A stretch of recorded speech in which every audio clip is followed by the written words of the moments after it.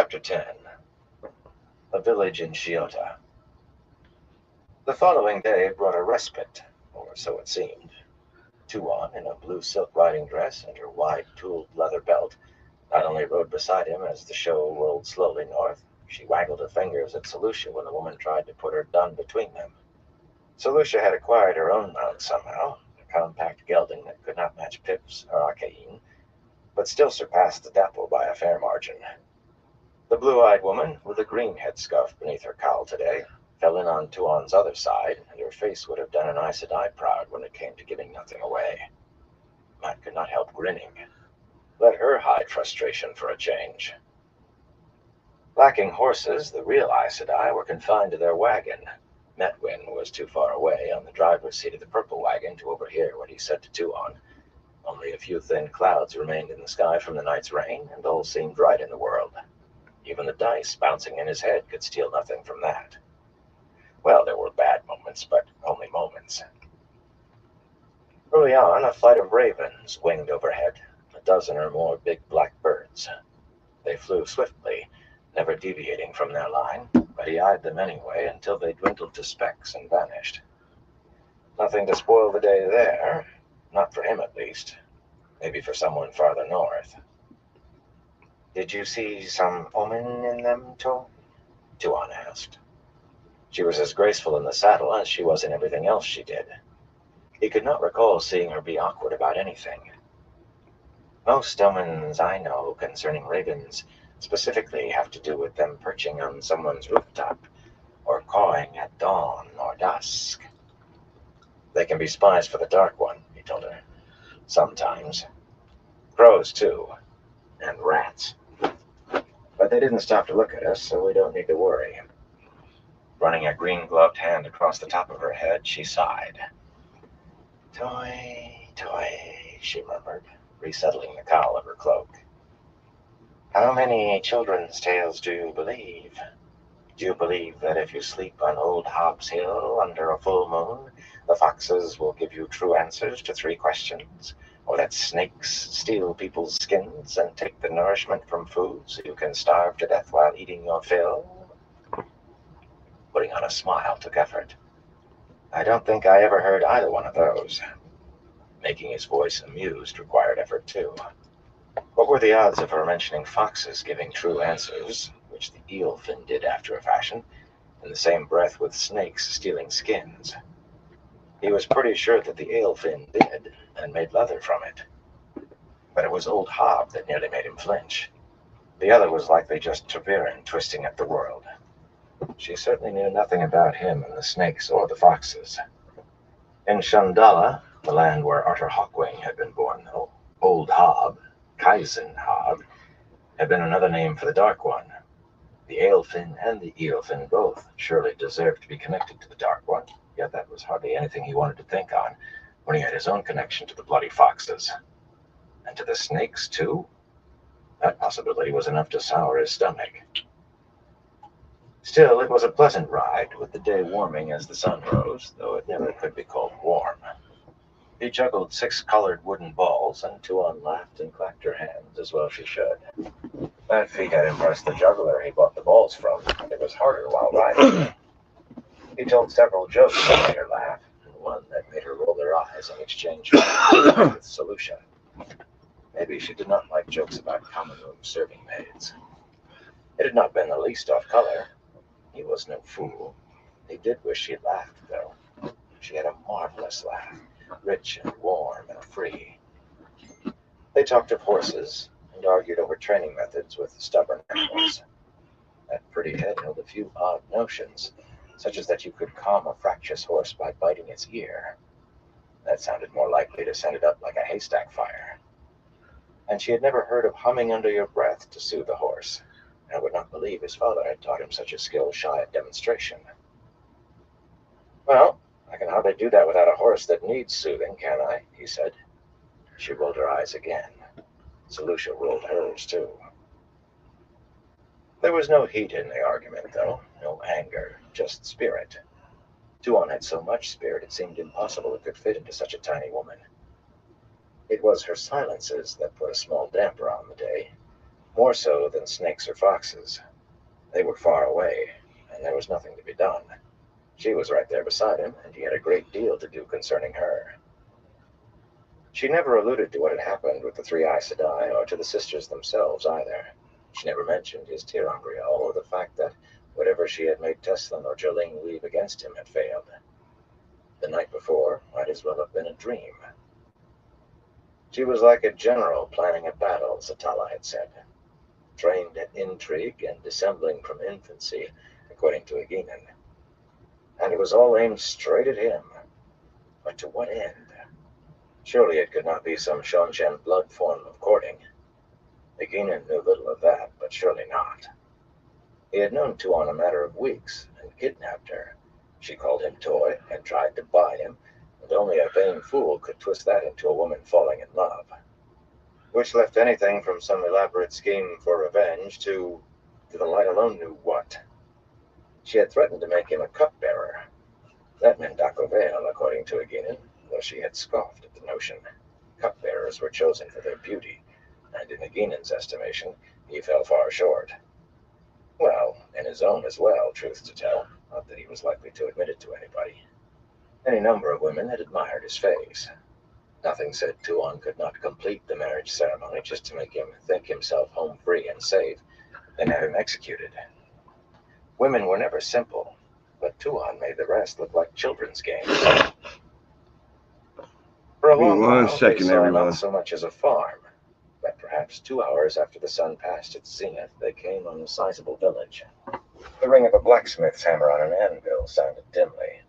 The buildings, some of 3 stories, were all heavy timber framing with whitish plaster between, and had high-peaked roofs of thatch and tall stone chimneys. Something about them tugged at Matt's memory, but he could not say what. There was not a farm to be seen anywhere in the unbroken forest.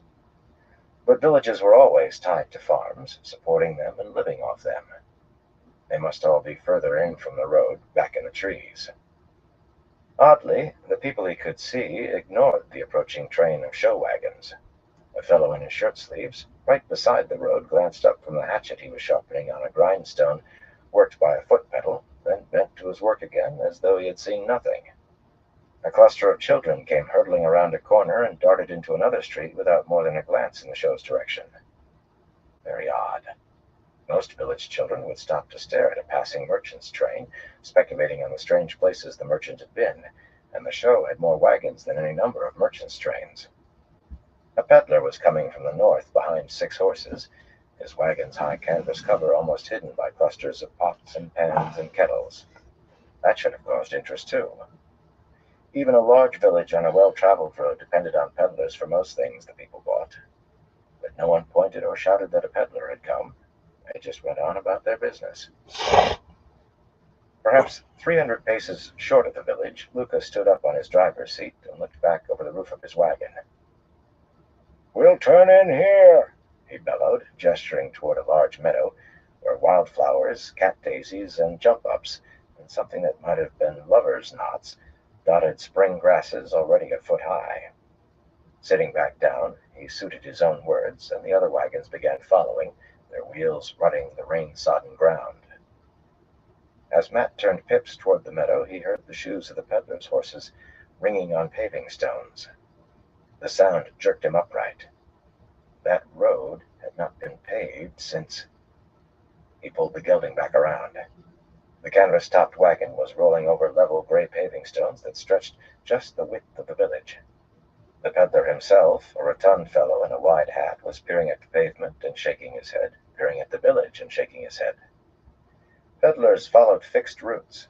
He must have been this way 100 times. He had to know. The peddler halted his team and tied the reins to the brake handle. Matt cupped both hands around his mouth. "Keep going, man!" he shouted at the top of his lungs. "As fast as you can! Keep going!" The peddler glanced in his direction, then hopped up on his seat, quite spryly for such a stout man. Gesturing as grandly as Luca, he began to declaim.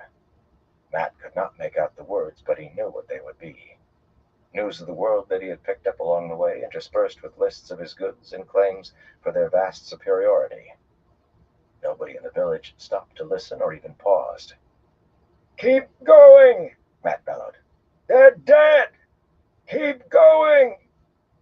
Behind him, somebody gasped. Tuon or Selucia, maybe both. Suddenly, the peddler's horses screamed, tossing their heads madly. They screamed like animals beyond the ragged edge of terror, and kept screaming. Pips jerked in fear, and Matt had his hands full. The gelding danced in circles, wanting to run, in any direction so long as it was away from here.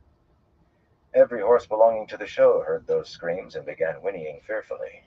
The lions and bears began roaring, and the leopards joined in. That set some of the show's horses screaming too, and rearing in their harnesses. The tumult built on itself in moments. As Matt swung round, struggling to control Pips, everyone he could see handling reins was fighting to keep a wild-eyed team from racing off or injuring themselves. Tuon's mare was dancing too, and Selucia's done. He had a moment of fear for Tuon, but she seemed to be handling Archaeen as well as she had in her race into the forest. Even Selucia seemed sure of her seat, if not of her mount. He caught glimpses of the peddler as well, pulling off his hat, peering toward the show. At last, Matt got Pips under control, blowing hard as if he had been run too hard for too long, but no longer trying to race away. It was too late. Likely, it had always been too late. Hat in hand, the round peddler leaped down to see what was the matter with his horses. Landing, he lurched awkwardly and looked down toward his feet. His hat fell from his hand, landing on the hard-packed road. That was when he began screaming. The paving stones were gone, and he was ankle-deep in the road, just like his shrieking horses. Ankle-deep and sinking into rock-hard clay, as if into a bog, just like his horses and his wagon. And the village, houses and people melting slowly into the ground. The people never stopped what they were doing. Women walked along carrying baskets. A line of men carried a large timber on their shoulders. Children darted about. The fellow at the grindstone continued sharpening his hatchet. All of them nearly knee-deep in the ground by this time. Tuon caught Matt's coat from one side, Selucia from the other. That was the first he realized he had moved Pips. Toward the peddler. Light. "What do you think you can do?" Tuon demanded fiercely. "Nothing," he replied. His bow was done, the horn nocks fitted, the linen bowstrings braided and waxed, but he had not fitted one arrow to its ash shaft yet. And with all the rain they had been having, the glue holding the goose-feather fletchings was still tacky. That was all he could think of, the mercy of an arrow in the peddler's heart before he was pulled under completely. Would the man die, or was he being carried to wherever those dead Chiotans were going? That was what had caught him about those buildings. That was how country people had built in Chiota for near enough 300 years. He could not tear his eyes away. It has the speakers in it, loudly and enough to be then heard over the screaming of his team. "Help me!" he cried, waving his arms. He seemed to be looking straight at Matt. I got his set from Aaron's this in the table Over for. and over. Matt kept waiting for him to die, hoping for him to die. Surely that was better than the other. The man kept on screaming as he sank to his waist, to his chest. Desperately, he tipped back his head like a man being pulled under water, sucking for one last breath. Then his head vanished, and just his arms remained, frantically waving until they too were gone. Only his hat, lying on the road, said there had ever been a man there. When the last of the thatched rooftops and tall chimneys melted away, Matt let out a long breath. Where the village had been was another meadow decked out in cat daisies and jump-ups, where red and yellow butterflies fluttered from blossom to blossom. So peaceful. He wished he could believe the peddler was dead. Except for the few that had followed Luca into the meadow, the show's wagons stood strung out along the road, and everybody was down on the ground. Women comforting crying children, men trying to quiet trembling horses, everyone talking fearfully and loudly to be heard over the bears and the lions and the leopards. Well, everyone except the three Aes Sedai. They glided hurriedly up the road, Jolene heeled by Blerick and Fan. By their expressions, Aes Sedai and warders alike, you might have thought villages sinking into the ground were as common as house cats. Pausing beside the peddler's wide hat, the three of them stared down at it. Deslin picked it up and turned it over in her hands, then let it drop. Moving into the meadow where the village had stood, the sisters walked about talking, peering at this and that as if they could learn something from wildflowers and grasses. None had taken the time to don a cloak, but for once Matt could not find it in him to upbraid them. Give me 1 second. They might have channeled, but if so, they would not use enough of the power to make the foxhead turn chilly. He would not have taken them to task if they had. Not today. Yeah, give me 1 second, everyone. I just made a mess. The arguing started right away. No one wanted to cross that patch of hard-packed clay that seemingly had been paved with stone. Yeah. They shouted over one another, including the horse handlers and the seamstresses, all telling Luca what had to be done, and right now. Some wanted to turn back far enough to find a country road and use those narrower ways to find their way to Lugard. Dog just made a mess. Others were for forgetting Lugard altogether, or striking out for Ilion by those country roads, or even going all the way back to Abu Dar and beyond. There was always Amadisia and Terabon, Gillidan too, for that matter. Plenty of towns and cities there, and far from this shadow-cursed spot. Matt sat in his saddle, idly playing with his reins, and held his peace through all the shouting and arm waving. He's made a mess, boy. The gelding gave a shiver now and then, but he was no longer. Give me 1 second, everyone. I gotta clean some stuff up. Tom came striding through the crowd and laid a hand on Pips's neck. Julin and Amathera were close behind, she clinging to him and eyeing the showfolk fearfully, and then Noel and Oliver. The boy looked as though he would have liked to cling to someone for comfort, to anyone, but he was old enough not to want it seen if he did. Noel appeared troubled too, shaking his head and muttering under his breath. He kept peering up the road toward the Aes Sedai. Doubtless by that night he would be claiming to have seen something very like this before, only on a much grander scale. I think we'll be going on alone from here, Tom said quietly. Julin nodded grimly. If we must, Nat replied. Small parties would stand out for those who are hunting for Tuon, but they did not dare to the Shawchan Empire, else he would have left the show long since. Making their way to safety without the show to hide in would be much more dangerous, but it could be done. What he could not do was turn these... 1 second, everyone.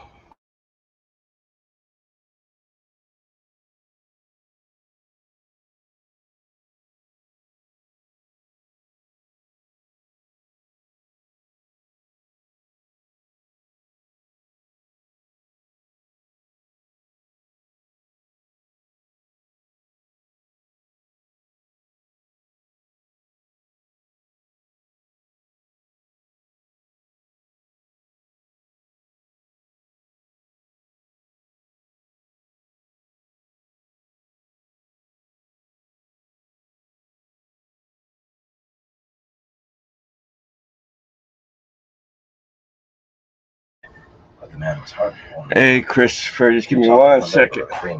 My dog made a mess. I gotta clean it up. All could see themselves straining to help the teams pull them through mud, nearly hub deep on the wagon wheels. Not even a country road would get that bad, but he made them see it. At least he made Matt see it. Towns of any size would be few and far between along those back roads. The villages tiny for the most part. Few places to perform, and food for so many hard to come by. He said that while smiling sadly at a little girl of 6 or so who was peering up at him from the shelter of her mother's skirts. And you just knew he was envisioning her hungry and crying for food. More than one woman pulled her children close around her. As for Amadisia and Terabon, and yes, Gillidan, they would be fine places to perform. Don Luca's grand traveling wonder show and display of marvels would visit those lands and draw immense crowds.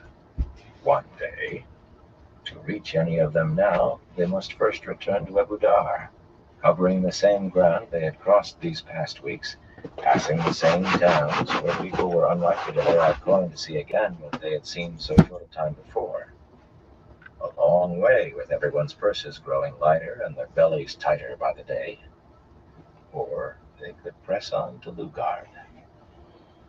Here his voice began to take on energy. He gestured, but simply. He still moved among them, but stepping more quickly. Lugard was a grand city. Abu Dar was a shadow beside Lugard. Lugard truly was one of the great cities, so populous they might perform there all spring and always have new crowds. Matt had never been to Lugard, but he had heard it was half a ruin, with a king who could not afford to keep the streets clean. Yet Luca made it sound akin to Camelin. Surely some of these people had seen the place, but they listened with rapt faces as he described palaces that made the Terracin Palace in Abu Dar seem a hovel. He talked of the silk-clad nobles by the score who would come to see them perform, or even commission private performances. Surely King Gurdran would want such. Did any of them ever God damn it. King before? Excuse me, everyone. They would. From Lugard to Camelin, a city that made Lugard look like an imitation of a city. Camelin, one of the largest and wealthiest cities in the world, where they might perform the whole summer to never-ending throngs. I should like to see these cities, Tuan said, moving Akain nearer to Pips. Will you show them to me, Toy? Selusha kept the dun at Tuan's hip. The woman looked composed enough, but doubtless she was shaken by what she had seen. Lugard, maybe. From there I can find a way to send you back to Abu Dar. With a well-guarded Cheers, train and as Chris. many reliable bodyguards as he could hire. Tuan might be as capable and dangerous as Aguinan made out, but 2 women alone would be seen as easy prey by too many, and not just brigands. Maybe Camelin. He might need more time than from here to Lugard, after all.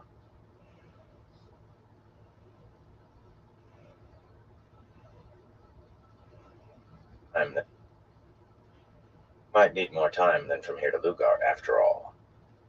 We shall see what we shall see, Tuan replied cryptically, then began exchanging finger wriggles with Selusha. Talking about me behind my back, only doing it right under my nose. Oh, yeah. When they did that. Dog over here making a mess. Tom, but I don't think he's going to I swing. gotta dig some more blankets now Tom because of him. derisively and knuckled his long white mustaches. He's not bad, I'll grant him that, but he's no gleeman. Still, he's caught them, I'd say. A wager on it, my boy? Say, 1 gold crown? Matt surprised himself by laughing. He had been sure he would not be able to laugh again until he could rid his head of the image of that peddler sinking into the road. And the horses. He could almost hear them screaming still, loudly enough that it came near to drowning out the dice. You want to wager with me? Very well, done. I wouldn't play at dice with you, Tom said dryly, but I know a man turning a crowd's head with words when I see it. I've done as much myself. Finishing with Camelin, Luca gathered himself with a spark of his usual grandiosity. The man strutted. And from there, he announced, to Tarvalon itself. I will hire ships to carry us all. Matt did choke at that. Luca would hire ships? Luca, who was tight enough to render mice for tallow? Hell yeah, I'm about to Such crowds will do come a little smoke too. I just had to clean up. Of our lives in that vast city's splendor. You could tell my dog knows he's in trouble. Rulers seeing Tarvalon for the first time weep that their cities are villages and their own palaces no more than peasants' huts. The White Tower itself is in Tarvalon. Yeah, so he knows he's in trouble. Huh, Snoopy? The Amarlin seat herself will ask us to perform before her. We have given shelter to 3 Aes Sedai in need. Come on. Who can believe they will do other than speak for us with the Amarlin seat? Matt looked over his shoulder and found the 3 sisters no longer wandering about the meadow where the village had vanished. Instead, they stood side by side in the road, watching him, perfect images of Aes Sedai serenity. No, they were not watching him, he realized. This one right here is the one that made the mess. The 3 had agreed not to bother her anymore, and being Aes Sedai were bound by that. But how far did an Aes Sedai's word ever go? They found ways around the oath against lying all the time. So Tuan would not get to see Camelin. Good boy. Perhaps not Lugard. Chances were there would be Aes Sedai in both cities. What easier for Jolene and the others than to inform those Aes Sedai that Tuan was a Shan Chan High lady. In all likelihood, Tuan would be on her way to Tarvalon before he could blink. Thanks. He's a guest, of course, to help stop the fighting. He's a blue healer and a German Shepherd. That he should hand her over himself and tell them who she really was. But he had given his word. He began to calculate how near to Lugard he dared wait before finding her passage back to Abu Dar. Luca had had a difficult time making Tarvalon sound greater than Camelin after his spiel on that city. And if they ever reached Tarvalin, some might actually be disappointed comparing his mad descriptions. The White Tower 1,000 paces high, Ogier-built palaces the size of small mountains. He claimed there was an Ogier steading actually inside the city. But finally he called for a show of hands in favor of pressing on. You stay Every put. hand shot up, even the children's hands, and they had no vote. Matt pulled a purse from his coat pocket and handed over an Ebudari crown. I never enjoyed losing more, Tom. Well, he never enjoyed losing, but in this instance it was better than winning. Tom accepted with a small bow. I think I'll keep this as a memento, he said, rolling the fat gold coin across the back of his fingers. To remind me that even the luckiest man in the world can lose. For all the show of hands, there was a shadow of reluctance to cross that patch of road ahead. After Luca got his wagon back onto the road, he sat staring, with Littell clinging to his arm as hard as Amathera ever clung to Julian. Finally, he muttered something that might have been an oath and whipped his team up with the reins. By the time they reached the fatal stretch, they were at a gallop, and Luca kept them there until well beyond where the paving stones had been. It was the same with every wagon. A pause, waiting until the wagon ahead was clear, then a flailing of reins and a hard gallop. Matt himself drew a deep breath before heeling Pips forward. At a walk, not a gallop, but it was hard not to dig his heels in, especially when passing the peddler's hat. Tuon's dark face and Selucia's pale displayed no more emotion than Aes Sedai's faces did. I will see Tarvalin one day, Tuon said calmly in the middle of that. I shall probably make it my capital. I shall have you show me the city, Tor. You have been there. White. She was a tough little woman. Gorgeous, but definitely tough as nails. After slowing from his gallop, Luca set the pace at a fast walk, rather than the show's usual amble. The sun slid lower, and they passed several roadside meadows sufficiently large to hold the show, but Luca pressed on until their shadows stretched long ahead of them, and the sun was a fat red ball on the horizon. Even then he sat holding the reins and peering at a grassy expanse beside the road. It's just a field, he said at last, too loudly, and turned his team toward it. Matt accompanied Tuon and Selucia to the purple wagon once the horses had been handed over to Medwin, but there was to be no meal or games of stones with her that night. This is a night for prayer, she told him before going in with her maid. Do you know nothing, Tor? The dead walking is a sign that Tarmangaiden is near. He did not take this for one of her superstitions. After all, he had thought something very like that himself. He was not much for praying, yet he offered a small one then and there. Sometimes there was nothing else to do. No one wanted to sleep, so lamps burned late throughout the camp. No one wanted to be alone either. Matt ate by himself in his tent, with little appetite, the dice in his head sounding louder than ever. But Tom came to play stones just as he finished, and Noel soon after. Lopin and Nerim popped in every few minutes, bowing and inquiring whether Matt or the others wanted anything, but once they fetched wine in cups, Lopin carried the tall pottery jar and broke the wax seal. Nerim carried the cups on a wooden tray. Matt told them to find Harnan and the other soldiers. I don't doubt they're getting drunk, which seems a good notion to me, he said. That's an order. You tell them I said to share. Lopin bowed gravely over his round belly. I have assisted the file leader now and again by procuring a few items for him, my lord. I expect he will be generous with the brandy. Come along, Nerim. Lord Matt wants us to get drunk, and you are getting drunk with me if I have to sit on you and pour brandy down your throat. The abstemious Karianen's narrow face grew pinched with disapproval, but he bowed and followed the tyrant out with alacrity.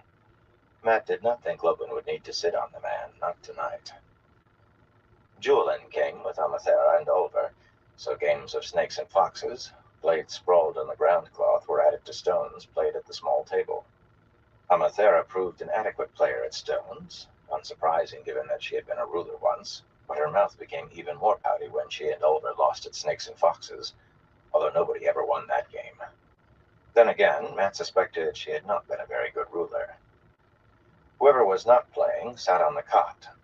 Matt watched the games when it was his turn there, as did Julian if Amathera was playing.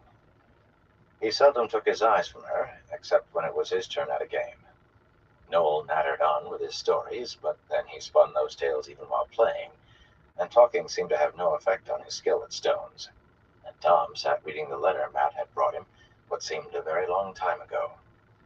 The page was heavily creased from being carried in Tom's coat pocket, and much smudged from being read and reread. He had said it was from a dead woman. It was a surprise when Doman and Aginin ducked through the entry flaps. They had not precisely been avoiding Matt since he moved out of the green wagon, but neither had they gone out of their way to seek him out. Like everyone else, they were in better clothes than they had worn for disguises in the beginning. Aginin's divided skirts and high-collared coat, both of blue wool and embroidered in a yellow near to gold on the hem and cuffs, had something of a uniform about them, while Doman, in a well-cut brown coat and baggy trousers stuffed into turned-down boots just below his knees, looked every inch the prosperous, if not exactly wealthy, Ilianer merchant. As soon as Aginin entered, Amathera, who was on the ground cloth with Olver, curled herself into a ball on her knees. Jewel inside and got up from the stool across the table from Mac, but Aginin reached the other woman first. "There's no need for that, with me or anyone else," she drawled, bending to take Amathera by the shoulders and draw her to her feet.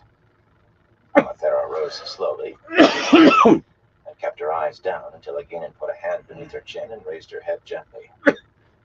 "You look me in the eyes.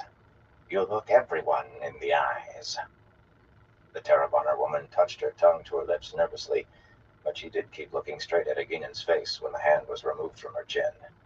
On the other hand, her eyes were very wide. "This is a change," Julian said suspiciously, and with a touch of anger. He stood stiff as a statue carved from dark wood. He disliked any Sean-Chan for what they had done to Amathera. "You've called me a thief for freeing her." There was more than a touch of anger in that. He hated thieves, and smugglers, which Doman was. "All things change, given time," Doman said jovially, smiling to head off more heated words. "Why, you do be looking at an honest man, Master Thief-Catcher. Dialwyn did make me promise to give up smuggling before she would agree to marry me. Fortune pricked me. Who did ever hear of a woman refusing to marry a man unless he did give up a lucrative trade?" He laughed as though that were the funniest joke in the world. Aginin fisted him in the ribs, hard enough to change his laughter to a grunt. Married to her, his ribs must be a mass of bruises. "I expect you to keep that promise, Baal. I am changing, and so must you." Eyeing Amathera briefly, perhaps to make sure she was still obeying, Aginin was big on others doing as she told them. She stuck out a hand toward Julian. "I am changing, Master Sandar. Will you?" Julian hesitated, then clasped her hand. "I'll make a try at it." He sounded doubtful. "An honest try is all I ask." Frowning around the tent, she shook her head. "I've seen Olap decks less crowded than this. We have some decent wine in our wagon, Master Sandar. Will you and your lady join us in a cup or two?" Again, Julian hesitated. "He has this game all but won," he said finally. "No point in playing it out." Wrapping his conical red hat on his head, he adjusted his dark, flaring Tyran coat unnecessarily and offered his arm to Amathera formally. She clasped it tightly, and though her eyes were still on Aginin's face, she trembled visibly. "I expect Oliver will want to stay here and play his game, but my lady and I will be pleased to share wine with you and your husband, Mistress Shipless." There was a hint of challenge in his gaze. It was clear that to him, Aginin had further to go to prove she no longer saw Amathera as stolen property. Aginin nodded as if she understood perfectly. "The light shine on you tonight, and for as many days and nights as we have remaining," she said by way of farewell to those staying. Cheerful of her. No sooner had the four departed than thunder boomed overhead. Another loud peal, and rain began pattering on the tent roof, quickly growing to a downpour that drummed the green-striped canvas. Unless Julian and the others had run, they would do their drinking wet. Noel settled on the other side of the red cloth from Oliver and took up Amatera's part of the game, rolling the dice for the snakes and the foxes. The black discs that now represented Oliver and him were nearly to the edge of the web-marked cloth, but it was evident to any eye that they would not make it. To any eye but Oliver's, at least. He groaned loudly when a pale disc, a wavy line, a snake, touched his piece, and again when a disc marked with a triangle Noel. Noel took up the tale he had left off when Egenin and Dolman appeared, as well as a story of some supposed voyage on a seafolk raker. "Arthur and the air women are the most graceful in the world," he said, moving the black discs back to the circle in the center of the board. "Even more so than demonic. And you know, that's saying something. When you're out of sight of land." His throat, smacking the snakes and foxes corners. Oliver asked. "Why," Noel rubbed his nose with a gnarled finger. "Why, they scramble about the rigging so nimbly, you'd think they had hands where their feet should be. That's what they do." Oliver oohed, and Noel gave a soft sigh. Cheers, Chris. Matt began Just removing the black and smoke, white stones from the board little of the table, dab. placing them in 2 carved wooden boxes. The dice in his head bounced and rattled, even when the thunder was loud. "Another game, Tom?" The white-haired man looked up from his letter. "I think not, Matt. My mind's in a maze tonight. If you don't mind my asking, Tom, why do you read that letter that I mean, sometimes your face looks like you're trying to puzzle out what it means." Oliver yelped with glee at a good toss of the "That's in a way. Here." He held out the letter, but Matt shook his head. "It's no business of mine, Tom. It's your letter, and I'm no good with puzzles." "Oh, it's your business, too. Maureen wrote it just before. Well, anyway, she wrote it." Matt stared at him for a long moment before taking the creased page, and when his eyes fell on the smudged ink, he blinked. Small, precise writing covered the sheet, but it began, "My dearest Tom." Who would have thought Maureen, of all people, would address old Tom Maryland so? "Tom, this is personal. I don't think I should." "Read," Tom cut in. "You'll see." Matt drew a deep breath. A letter from a dead-eye Sedai that was a puzzle and concerned him in some way. Suddenly he wanted nothing less than to read the thing. But he began anyway. It was near enough to make his hair stand on end.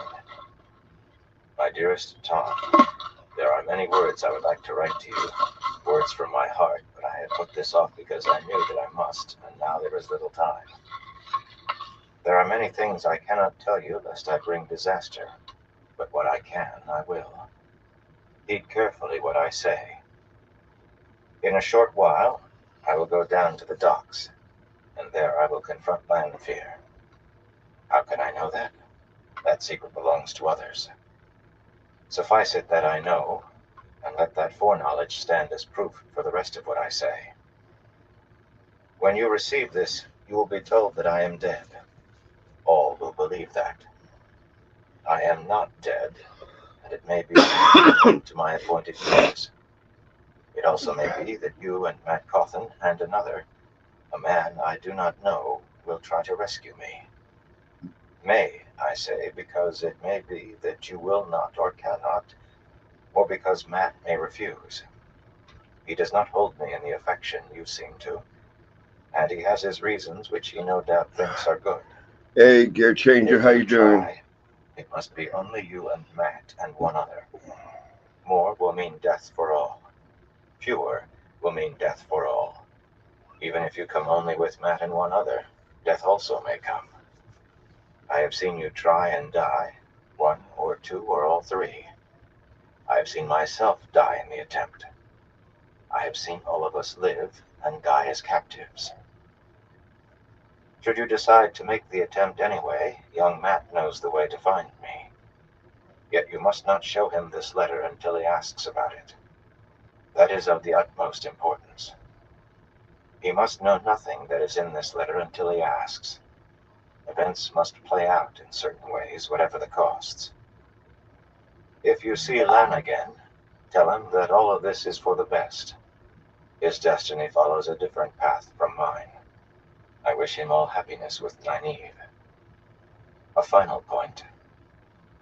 Remember what you know about the game of snakes and foxes. Remember and heed. It is time, and I must do what must be done. May the light illumine you and give you joy, my dearest Tom, whether or not we ever see one another again. Moraine. Thunder boomed as he finished. Fitting that. Shaking his head, he handed the letter back. How you been doing, Gear Changer? Tom, he said gently. Lan's bond to her was broken.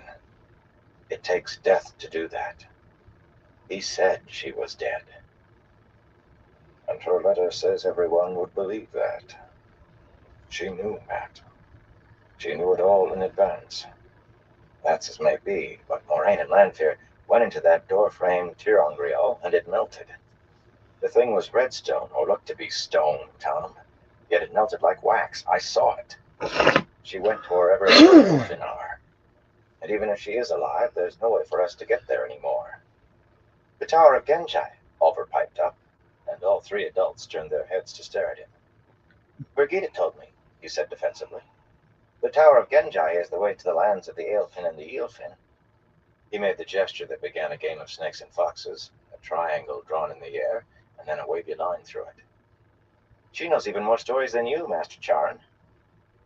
That wouldn't be Birgitta's silver bow, would it? Noel said wryly. The boy gave him a level look. I'm not an infant, Master Charon. But she is very good with a bow, so maybe she is. Birgitta born again, I mean. I don't think there's any chance of that, Matt said. I've talked with her too, you know, and the last thing she wants is to be any kind of hero. He kept his promises, and Birgitta's secrets were safe with him. In any case, knowing about this tower doesn't help much unless she told you where it is. Oliver shook his head sadly, and Matt bent to ruffle his hair. Not your fault, boy. Without you, we wouldn't even know it exists. That did not seem to help much. Oliver stared at the red cloth game board dejectedly. The Tower of Genjai, Noel said, sitting up cross-legged and tugging his coat straight. Not many know that tale anymore. Jane always said he'd go looking for it one day. Somewhere along the Shadow Coast, he said. That's still a lot of ground to search. Matt fitted the lid on one of the boxes. It could take years. Years they did not have if Tuon was right, and he was sure that she was. Tom shook his head. She says you know, Matt. Matt knows the way to find me. I doubt very much she'd have written that on a whim. Well, I can't help what she says, now can I? I never heard of any Tower of Genjai until tonight. A pity, Noel sighed. I'd have liked to have seen it. Something Jane Bloody Farstrider never did. You might as well give over, he added when Tom opened his mouth. He wouldn't forget seeing it. And even if he never heard the name, he'd have to think of it when he heard of a strange tower that lets people into other lands. The thing gleams like burnished steel, I'm told. 200 feet high and 40 thick, and there's not an opening to be found in it. Who could forget seeing that? Matt went very still. His black scarf felt too tight against his hanging scar. The scar itself suddenly felt fresh and hot. It was hard to catch breath. If there's no opening, how do we get in? Tom wanted to know. Noel shrugged, but Holber spoke up once more. Birgitta says you make the sign on the side of it anywhere with a bronze knife. He made the sign that started the game. She says it has to be a bronze knife. Make the sign, and a door opens. What else did she tell you about? Tom began, then cut off with a frown. What ails you, Matt? You look about to sick up. What ailed him was his memory, and not the other men's memories for once. Those had been stuffed into him to fill holes in his own memories, which they did and more, or so it seemed. He certainly remembered many more days than he had lived, but whole stretches of his own life were lost to him, and others were like moth-riddled blankets or shadowy and dim. He had only spotted memories of fleeing Shadar recollections of escaping the ship. One thing on that voyage stood out. A tower shining like burnished steel. Sick up. His stomach wanted to empty itself. I think I know where that tower is, Tom. Rather, Doman knows. But I can't go with you. The eelfin will know I'm coming. Maybe the alefin, too. Burn me, they might already know about this letter because I read it. They might know every word we've said. You can't trust them. They'll take advantage if they can. And if they know you're coming, they'll be planning to do just that. They'll skin you and make harnesses for themselves from your hide. His memories of them were all his own, but they were more than enough to support the judgment. They stared at him as if he were mad, even older. There was nothing for it but to tell them about his encounters with the alefin and the eelfin, as much as was needful at least. Not about his answers from the eelfin, certainly, or his 2 gifts from the alefin. But the other men's memories were necessary to explain what he had reasoned out about the eelfin, having links to him now. The harnesses the eelfin wore. Those seemed important. And how they had tried to kill him. That was very important. He had said he wanted to leave, and failed to say alive, so they took him outside and hanged him. He even removed the scarf to show his scar for extra weight, and he seldom let anybody see that. The 3 of them listened in silence, Tom and Noel intently, Ulver's mouth slowly dropping open in wonder. The rain beating on the tent roof was the only sound aside from his voice. That all has to stay inside this tent, he finished. Aes Sedai have enough reasons already to want to put their hands on me. If they find out about those memories, I'll never be free of them. Would he ever be entirely free of them? He was beginning to think not. Yet there was no reason to give them fresh reasons to meddle in his life. Are you any relation to Jane? Noel raised his hands in a placating gesture. Peace, man, I believe you. It's just that tops anything I ever did. Anything Jane ever did, too. Would you mind if I made the 3rd? I can be handy in tight spots, you know. Burn me. Did everything I say pass in one ear and out the other? They'll know I'm coming. They may already know everything. And it doesn't matter, Tom put in. Not to me. I'll go by myself if necessary. But if I read this correctly, he began folding the letter up almost tenderly. The only hope of success is if you are one of the 3. He sat there on the cot, silent now, looking Matt in the eye. Matt wanted to look away and could not. Bloody Aes Sedai. The woman almost certainly was dead, and yet she still tried coercing him into being a hero. Well, heroes got patted on the head and pushed out of the way until the next time a hero was needed, if they survived being a hero in the first place. Very often heroes did not. He had never really trusted Moraine, or liked her either. Only fools trusted Aes Sedai. But then, if not for her, he would be back in the 2 rivers, mucking out the barn and tending his Da's cows. Or he would be dead. And there old Tom sat, saying nothing, just staring at him. That was the rub. He liked Tom. Oh, blood and bloody ashes. It's okay, it's okay. Burn me for a fool, he muttered. Oh, go. Thunder crashed deafeningly right atop a flash of lightning so bright it shone through the tent canvas. When the rumbling booms faded, there was dead silence in his head. The last set of dice had stopped.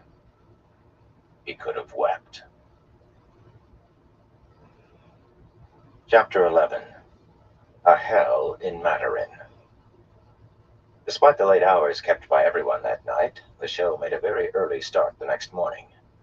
Rainy-eyed and groggy, Matt trudged out of his tent while the sky was still dark to find men and women with lanterns trotting to get ready when they were not running, and nearly everyone shouting for somebody or other to move faster. Many had the unsteady step of people who had not slept. Everyone seemed to feel that the farther they could get from where that village had vanished in front of their eyes, the better. Luca's great gaudy wagon took to the road before the sun had cleared the horizon, and once again he set a goodly pace. Two merchants' trains of 20 or so wagons each passed them, heading south, and a slow caravan of tinkers, but nothing going the other way. The farther, the better. Matt rode with Tuon, and Solutia made no attempt to put the dun between them, yet there was no conversation, however much he tried to start it. Save for an occasional unreadable glance when he made a sally or told a joke, Tuon rode looking straight ahead, the cowl of her blue cloak hiding her face. Even juggling failed to catch her attention. There was something broody about her silence, and it worried him. When a woman went silent on you, there usually was trouble in the offing. When she brooded, you could forget about usually. He doubted it was the village of the dead that had her fretting. She was too tough for that. No, there was trouble ahead. Little more than an hour after they set out, a farm on rolling ground hove into sight with dozens of black-faced goats cropping grass in a wide pasture and a large olive grove. Boys weeding among the rows of dark-leaved olive trees dropped their hoes and rushed down to the stone fences to watch the show pass, shouting with excitement to know who they were and where they were going and where coming from. Men and women came out of the sprawling tile-roofed farmhouse and two big thatch-roofed barns, shading their eyes to watch. Matt was relieved to see it. The dead paid no mind to the living. As the show rolled onward, farms and groves grew thicker on the ground and side by side, pushing the forest back a mile or more on either side of the road. And well short of mid-morning, they reached a prosperous town somewhat larger than Jurador. A merchant's long train of canvas-topped wagons was turning in at the main gates, where half a dozen men in polished conical helmets and leather coats sewn with steel discs stood guard with halberds. More men, cradling crossbows, kept watch atop the two gate towers. But the Lord of Mandarin, one native named Dare, the guards were the only sign of it. The olive groves reached right to the stone wall, an unsound practice, and right now the town never need to be defended. Luca had to bargain with the farmer for the right to set up the show in an unused pasture and came back muttering that he had just bought the scoundrel a new flock of goats, or maybe two. But the canvas wall was soon rising, with Luca chivying everyone for speed. They were to perform today and leave early in the morning. Very early. Nobody complained or much said an unneeded word. The further, the better. And tell no one what you saw, Luca cautioned more than once. We saw nothing out of the ordinary. We wouldn't want to frighten the patrons away. People looked at him as if he were insane. No one wanted to think of that melting village or the peddler, much less speak of them. Matt was sitting in his tent, in his shirt sleeves, waiting for Tom and Jula to trip into the town to learn the Chat lessons. He was idly tossing a set of dice on his small table.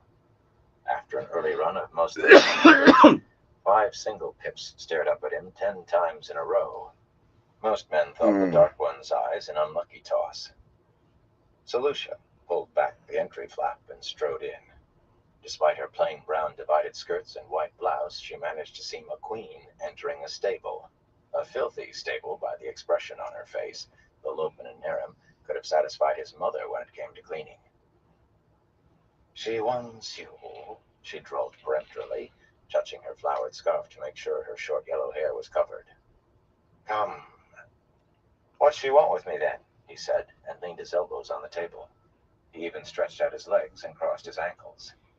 Once you let a woman think you would jump whenever she called, you never got out from under again. She'll tell you. You're wasting time, Toy. She won't be pleased.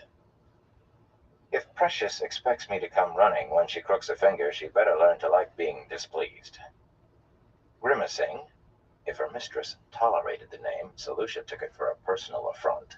She folded her arms beneath that impressive bosom. It was clear as good glass that she intended to wait there until he went with her, and he was of a mind to make it a long wait.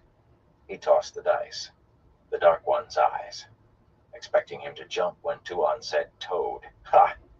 Another toss, spinning across the table, one die nearly going over the edge. The dark one's eyes. Still, he had nothing else to do at the moment. Even so, he took his time donning his coat, a good bronze-colored silk. By the time he picked up his hat, he could hear her foot tapping impatiently. "Well, what are you waiting for?" he asked. She hissed at him. She held the entry flap open, but she purely hissed like a cat. Satala and Tuan were sitting on one of the beds, talking, when he entered the purple wagon, but they cut off the instant he stepped through the door and gave him brief but appraising looks, which told him the subject of their talk had been Matt Cawthon. It made his hackles rise. Plainly, whatever Tuan wanted was something they thought he would disapprove of. And just as plainly, she meant to have it anyway. The table was snug against the ceiling, and Solutia brushed past him to take a place behind Tuan as the tiny woman sat down on the stool, her face stern and those beautiful big eyes steady. "Hang all the prisoners immediately." "I wish to visit the common room of an inn," she announced. "Or a tavern. I have never seen the inside of either. You will take me to one in this town, Toy." He let himself breathe again. "That's easy enough. Just as soon as Tom or Julian lets me know it's safe." "It must be a low place. What is called a hell." His mouth fell open. Low? Hells were the lowest of the low. Dirty and dimly lit, where the ale and wine were cheap and still not worth half what you paid. The food was worse, and any woman who sat on your lap was trying to pick your pocket or cut your purse, or else had two men waiting upstairs to crack you over the head as soon as you walked into her room. At any hour of the day or night, you would find dice rolling in a dozen games, sometimes for surprising stakes given the surroundings. Not gold, only a stone fool displayed gold in the hell, but silver often crossed the tables. Few of the gamblers would have come by their coin by any means even halfway honest, and those few would be as hard-eyed as the head crackers and knifemen who preyed on drunks in the night. Hells always had 2 or 3 strong arms with cudgels about to break up fights, and most days they worked hard for their pay.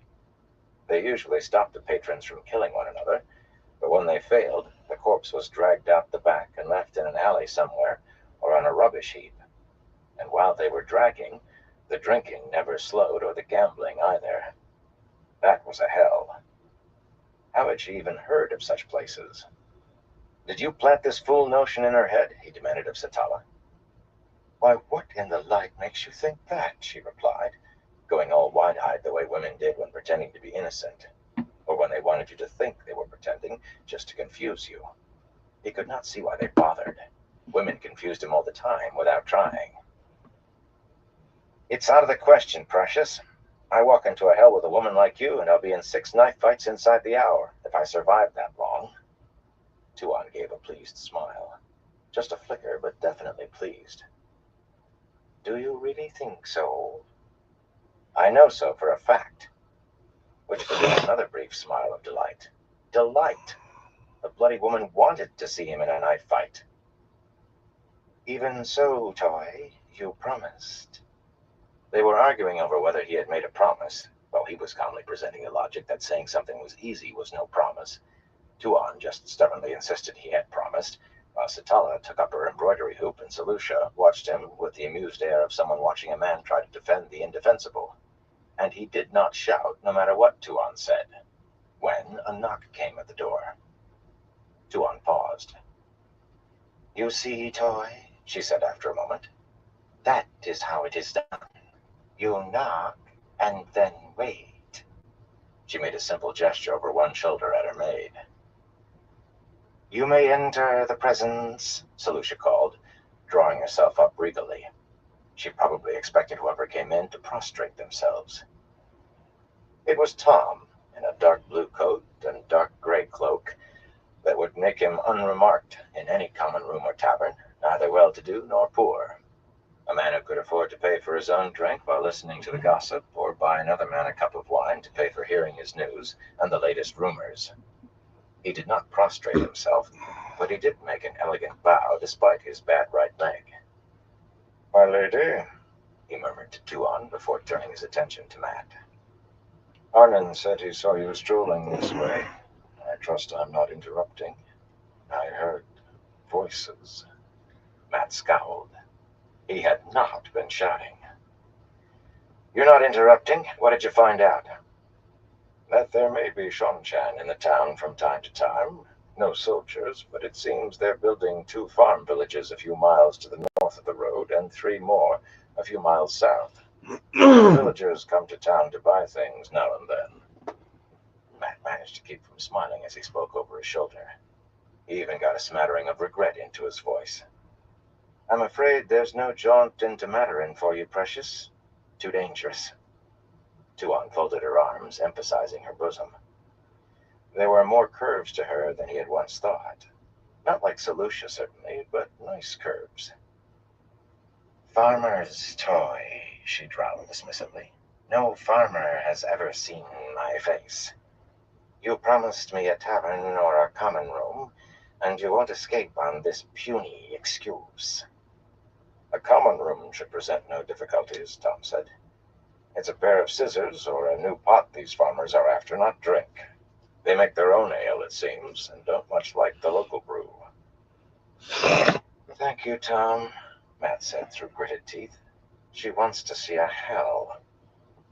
The white-haired man gave a wheezing cough and knuckled his mustaches vigorously. A hell? He muttered. A hell? Do you know a hell in this town where I might take her without starting a riot? He intended the question for sarcasm, but Tom surprised him by nodding. I might just know a place at that, the man said slowly. The White Ring.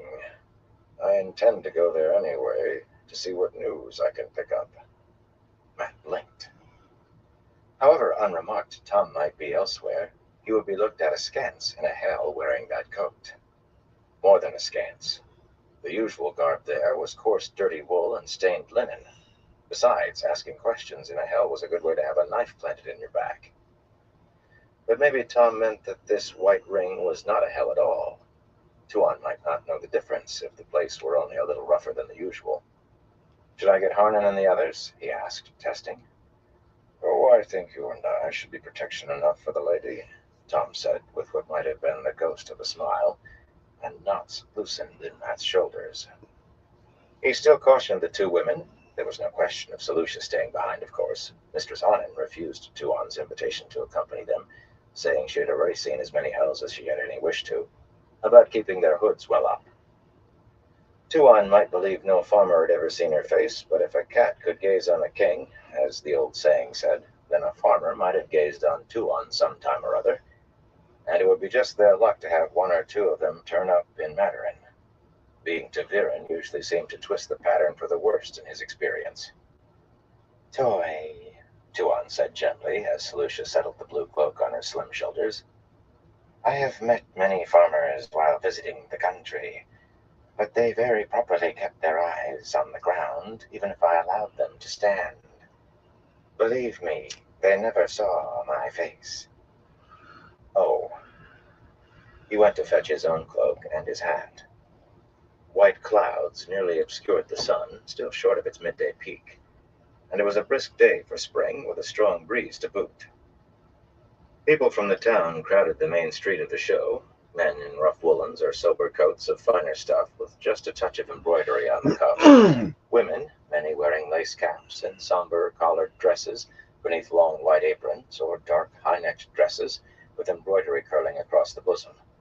Children darting everywhere, escaping their parents and being chased down, all of them oohing and eyeing at Miora's leopards or the Tell's bears, at the jugglers or Bat and Avar eating fire, the lean brothers moving in unison. Not pausing for so much as a glimpse of the female acrobats, Matt threaded through the throng with Tuan on his arm, which he assured by placing her hand on his left wrist. She hesitated a moment, then nodded slightly, a queen giving assent to a peasant. Tom had offered his arm to Solucia, but she stayed at her mistress's left shoulder. At least she did not try to crowd between. Luca, in scarlet coat and cloak, was beneath the big banner at the entrance, watching coins clink into the glass pitcher, clink again as they were dropped into the strongbox. He wore a smile on his face. The line waiting to get in stretched near 100 paces along the canvas wall, and more people were trickling out of the town, heading toward the show. I could take in a fine bit here over 2 or 3 days, he told Matt. After all, this place is solid, and we're far enough from... His smile flickered out like a snuffed candle. You think we're far enough, don't you? Matt sighed. Gold would defeat fear every time in Balanluka. He could not hold his cloak closed with Tuam on his arm, so it flared behind him in the stiff breeze, yet that was to the good. The gate guards, slouching in a ragged line, eyed them curiously, and one made a sketchy bow. Silk and lace had that effect, with country armsmen at least, and that was what these men were, no matter how brightly they had burnished their helmets and coin armor coats. Most leaned on their halberds like farmers leaning on shovels, but Tom stopped, and Matt was forced to halt too, a few paces into the town. After all, he had no idea where the White Ring lay. "A heavy guard, Captain," Tom said, worry touching his voice. "Are there brigands in the area?" "No outlaws around here," a grizzled guard said gruffly. A puckered white scar slanting across his square face combined with a squint to give him a villainous appearance. He was not one of the leaners, and he held his halberd as if he might know how to use it. "The Sean-Shan cleaned out the few we hadn't caught. Move along now, old fellow. You're blocking the way." There was not a wagon or cart in sight, and the few people leaving the town afoot had plenty of room. The gate arch was wide enough for 2 wagons abreast, though it might be a squeeze. "The Sean-Shan said we didn't set enough guards," a stocky fellow about Matt's age put in cheerfully. "And Lord Nathan listens close when the Sean-Shan talk." The grizzled man clouted him with a gauntleted hand on the back of his helmet hard enough to stagger him. "You watch your mouth with people from off, Kyler," the older man growled. "Else you'll be back behind a plow before you can blink. My lord," he added to Matt, raising his voice, "you want to call your servant before he gets himself in trouble?" "My apologies, Captain," Tom said humbly, ducking his white head, the very image of a chastened serving man. "No offense meant. My apologies." "He would have thumped you, too, if I hadn't been there," Matt told him when he caught up. Tom was limping noticeably. He must have been tired for it to show that much. "You almost did anyway. And what did you learn that was worth risking that?" "I wouldn't have asked without you in that coat," Tom chuckled as they walked deeper into the town. "The first lesson is what questions to ask. The second, and just as important, is when and how to ask. I learned there aren't any brigands, which is always good to know, though I've heard of very few bands big enough to attack something as large as the show. I learned Nathan is under the Sean-Shan thumb. Either he's obeying a command with those extra guards, or he takes their suggestions as commands. And most important, I learned that Nathan's armsmen don't resent the Sean-Shan." Matt quirked an eyebrow at him. "They didn't spit when they said the name, Matt. They didn't grimace or growl. They won't fight the Sean-Shan, not unless Nathan tells them to, and he won't." Tom exhaled heavily. "It's very strange. I've found the same everywhere, from Ebudar to here. These outlanders come, take charge, impose their laws, snatch up women who can channel, and if the nobles resent them, very few among the common people seem to. Unless they've had wife or relation collared, anyway. Very strange. And it bodes ill for getting them out again. But then Altara is Altara. I'll wager they're finding a colder reception in Almadesia and Terabon." He shook his head. "We had best hope they are, else—" He did not say what else, but it was easy to imagine. Matt glanced at Tuan. How did she feel hearing Tom talk about her people so? She said nothing, only walked at his side, peering curiously at everything from the shelter of her cowl. Pile-roofed buildings, 3 and 4 stories tall, most of brick, lined the wide stone-paved main street of Matarin. Shops and inns with signs that swung in the stiff breeze crowded in beside stables and rich people's homes, with large lamps above the arched doorways, and humbler structures that housed poorer folk, by the laundry hanging from nearly every window. Horse carts and hand barrows, laden with bales or crates or barrels, slowly made their way through a moderately thick throng, men and women with brisk strides, full of that storied southern industry, children dashing about in games of catch. Tuan studied it all with equal interest. A fellow pushing a wheeled grindstone and crying that he sharpened scissors or knives till they could cut wishes caught her attention as much as a lean, hard-faced woman in leather trousers with two swords strapped to her back. Doubtless a merchant's guard or perhaps a hunter for the horn, but a rarity either way. A buxom demone in a clinging red dress that fell just short of transparent, with a pair of bulky bodyguards and scale-armor jerkins at her back, got neither more nor less study than a lanky one-eyed fellow in frayed wool hawking pins, needles, and ribbons from a tray. He had not noticed this sort of curiosity from her in Jurador, but she had been intent on finding silk in Jurador. Here she seemed to be trying to memorize all she saw. Tom soon led them off into a maze of twisting streets, most of which deserved the name only because they were paved with rough stone blocks the size of a man's two fists. Buildings as big as those on the main street, some housing shops on the ground floor, loomed over them, almost shutting out the sky. Many of those ways were too narrow for horse carts. Some would not have had to extend his arms fully to touch the walls on either side, and more than once he had to press Tuon against the front of a building to let a heavy-loaded hand barrow rumble past over the uneven paving stones, the barrow man calling apologies for the inconvenience without slowing. Porters trudged through that cramped warren too, men walking bent nearly parallel to the ground, each with a bale or crate on his back, held level by a padded leather roll strapped to his hips. Just the sight of them made Matt's own back ache. They reminded him how much he hated work. He was on the point of asking Tom how far they had to go. Maverick was not that big a town. When they reached the White Ring, on one of those winding streets where his arms could more than compass the width of the pavement, a brick building of 3 floors across from a cutler's shop. The painted sign hanging over the inn's red door, a frilly white circle of lace, made the knots return to his shoulders. Ring, it might be called, but that was a woman's garter if he ever had seen one. It might not be a hell, but inns with signs like that usually were rowdy enough in their own right.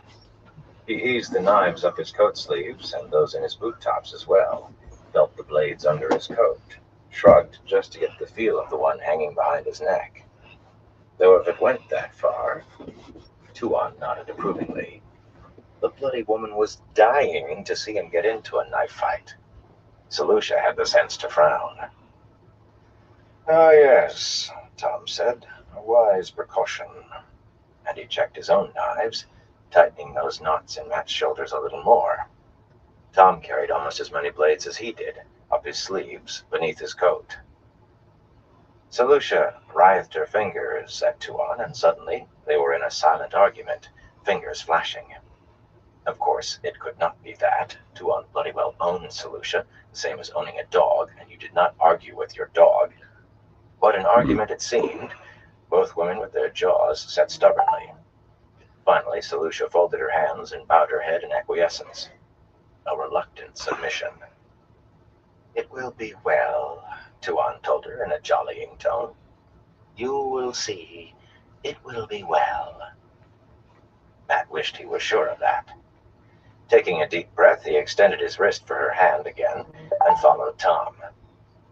The spacious, wood-paneled common room of the White Ring held better than 24 men and women, nearly half obvious outlanders, at square tables beneath a thick-beamed ceiling.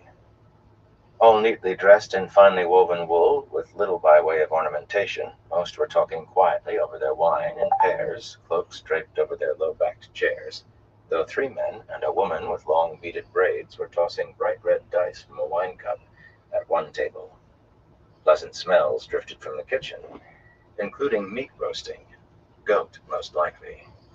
Beside the wide stone fireplace, where a parsimonious fire burned, and a polished brass barrel clock sat on the mantel, a saucy-eyed young woman who rivaled Selusha, and with her blouse unlaced nearly to her waist to prove it, swayed her hips and sang, accompanied by a hammered dulcimer and a flute, a song about a woman juggling all of her lovers. She sang in a suitably bawdy voice. None of the patrons appeared to be listening. As I walked out one fine spring day, I met young Jack, who was pitching hay. His hair so fair and his eyes were too. Well, I gave him a kiss. Oh, what could I do? We snuggled and we tickled while the sun rose high, and I won't say how often he made me sigh. Lowering her hood, Tuan stopped just inside the door and frowned around the room. "Are you certain this is a hell, Master Marilyn?" she asked. In a low voice, thanked the light. Some places a question of that sort could get you thrown out, and roughly, silk coat or no. In others, the prices just doubled. "I assure you, you won't find a bigger collection of thieves and rascals anywhere in Madarin at this hour," Tom murmured, stroking his mustaches. "Now Jack gets an hour when the sky is clear, and Willie gets an hour when my father's not near. It's the hayloft with Moral, for he shows no fear, and Kylan comes at midday. He's oh so bold. Lord Brellan gets an evening when the night is cold. Master Andrew gets a morning, but he's very old. Oh, what is a poor girl to do? My loves are so many, and the hours so few." Tuan looked doubtful, but with Solutia at her shoulder, she walked over to stand in front of the singer, who faltered a moment at Tuan's intense scrutiny before catching the song up again. She sang over the top of Tuan's head, plainly attempting to ignore her. It seemed that with every other verse, the woman in the song added a new lover to her list. The male musician, playing the dulcimer, smiled at Solutia and got a frothy back. The two women got other looks as well, the one so small and with very short black hair, the other one the singer, and with her head wrapped in a scarf. More than glances, the patrons were intent on their own business. "It isn't a hell," Matt said softly, "but what is it? Why would so many people be here in the middle of the day?" It was mornings and evenings when common rooms filled up like this. "The locals are selling olive oil, lacquerware, or lace," Tom replied just as quietly, "and the Outlanders are buying. It seems local custom is to begin with a few hours of drink and conversation. And if you have no head for it," he added, "sober up to find you a bargain than you thought in your wine." "Like Tom, she'll never believe this place is a hell. I thought you were taking us somewhere merchants' guards drink, or apprentices. At least she might believe that." "Trust me, Matt, I think you'll find she has lived a very sheltered life in some ways." "Sheltered? When her own brothers and sisters tried to kill her?" "You wouldn't care to wager a crown on it, would you?" Tom chuckled. "Always glad to take your coin." Tuan and Solutia came gliding back, faces expressionless. "I expected rougher garb on the patrons," Tuan said quietly, "and perhaps a fight or two. But the song is too salacious for a respectable inn, though she is to sing it properly. What is that?" she added in tones of suspicion as Matt handed Tom a coin. "Oh," Tom said, slipping the crown into his coat pocket. "I thought you might be disappointed that only the more successful blackguards were present. They aren't always so colorful as the poorer sort. But Matt said you'd never notice." She leveled a look at Matt, who opened his mouth indignantly and closed it again. What was there to say? He was already in the pickling kettle. No need to stoke the fire. As the innkeeper approached, a round woman with suspiciously black hair beneath a white lace cap, stuffed into a gray dress embroidered in red and green across her more than ample bosom, Tom slipped away with a bow and murmured, "By your leave, my lord, my lady." Murmured, but loud enough for Mistress Highland to hear. The innkeeper had a flinty smile, yet she exercised it for a lord and lady, curtsying so deeply that she grunted, straightening back up. And she seemed only a little disappointed that Matt wanted wine and perhaps food, not rooms. Her best wine. Even so, when he paid, he let her see that he had gold in his purse as well as silver. A silk coat was all very well, but gold-wearing rags got better service than copper-wearing silk. "Ale," Tuan drawled. "I've never tasted ale. Tell me, good mistress, is it likely any of these people will start a fight any time soon?" Matt nearly swallowed his tongue. Mistress Highland blinked and gave her head a small shake, as if uncertain she really had heard what she thought she had. "No need to worry, my lady," she said. "It happens time to time if they get too far in their cups. But I'll settle them down hard if it does." "Not on my account," Tuan told her. They should have their sport. The innkeeper's smile went crooked and barely held, but she managed another curtsy, then scurried away, clutching Matt's coin and calling, Jera, wine for the lord and lady, a pitcher of Caranile, and a mug of ale. You mustn't ask questions like that, Precious, Matt said quietly as he escorted Tuan and Solutia to an empty table. Solutia refused a chair, taking Tuan's cloak and draping it over the chair she held for Tuan, then standing behind it. It isn't polite. Besides, it lowers your eyes. Thank the light for those talks with Aguinan, whatever name she wanted to go by. Sean Chen would do any fool thing or refuse to do what was sensible to avoid having their eyes lowered. Tuan nodded thoughtfully. Your customs are often very peculiar, Toy. You will have to teach me about them. I have learned some, but I must know the customs of the people I will rule in the name of the Empress. May she live forever. I'll be glad to teach you what I can, Matt said, unpinning his cloak and letting it fall carelessly over the low back of his chair. It will be good for you to know our ways, even if you end up ruling a sight less than you expect to. He set his hat on the table. Tuan and Solutia gasped as one, hands darting for the hat. Tuan's reached it first, and she quickly put it on the chair next to her.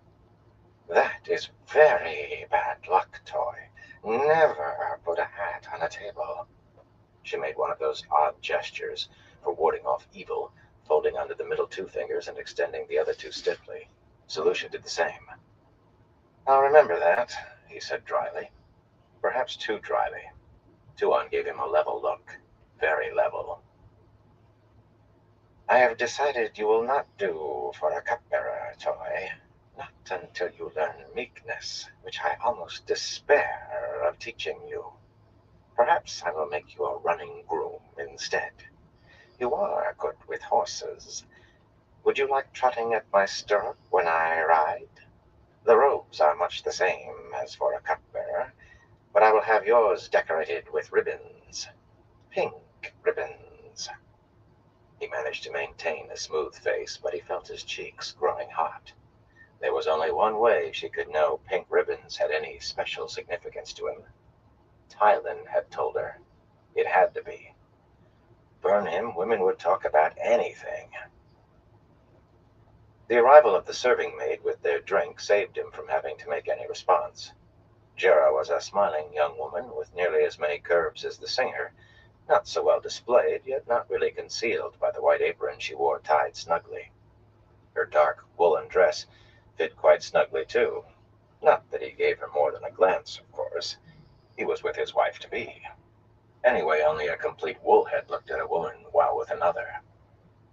Jera placed a tall pewter wine pitcher and two polished pewter cups on the table, and handed a thick mug of ale to Solutia, then blinked in confusion when Solutia transferred the mug to Tuan and took a cup of wine in return. He handed her a silver penny to settle her discomposure, and she gave him a beaming smile with her curtsy before darting off to another call from the innkeeper. It was unlikely she received much in the way of silver. You could have smiled back at her, Toy, Tuan said, holding the mug up for a sniff and wrinkling her nose. She is very pretty. You were so stone-faced, you probably frightened her. She took a sip, and her eyes widened in surprise. This is actually quite good. Matt sighed and took a long swallow of dark wine that smelled faintly of flowers. In none of his memories, his own or those other men's, could he recall having understood women. Oh, one or two things here and there, but never anywhere near completely. Sipping her ale steadily, he was not about to tell her ale was taken in swallows, not sips. She might get herself drunk deliberately just to experience a hell fully. He was not ready to put anything past her today, or any day. Taking sips between every sentence, the maddening little woman questioned him on customs. Telling her how to behave in a hell was easy enough. Keep to yourself, ask no questions, and sit with your back to a wall if you could, and near to a door in case of a need to leave suddenly. Better not to go at all, but if you had to. Yet she quickly passed on to courts and palaces, and got few answers there. He could have told her more of customs in the courts of Aharon or Shiota, or a dozen other dead nations than in those of any nation that still lived. Scraps of how things were done in Camelin and Tyr were all he really knew, and bits from Faldara in Shinar. Well, that and Ebudar, but she already knew those ways.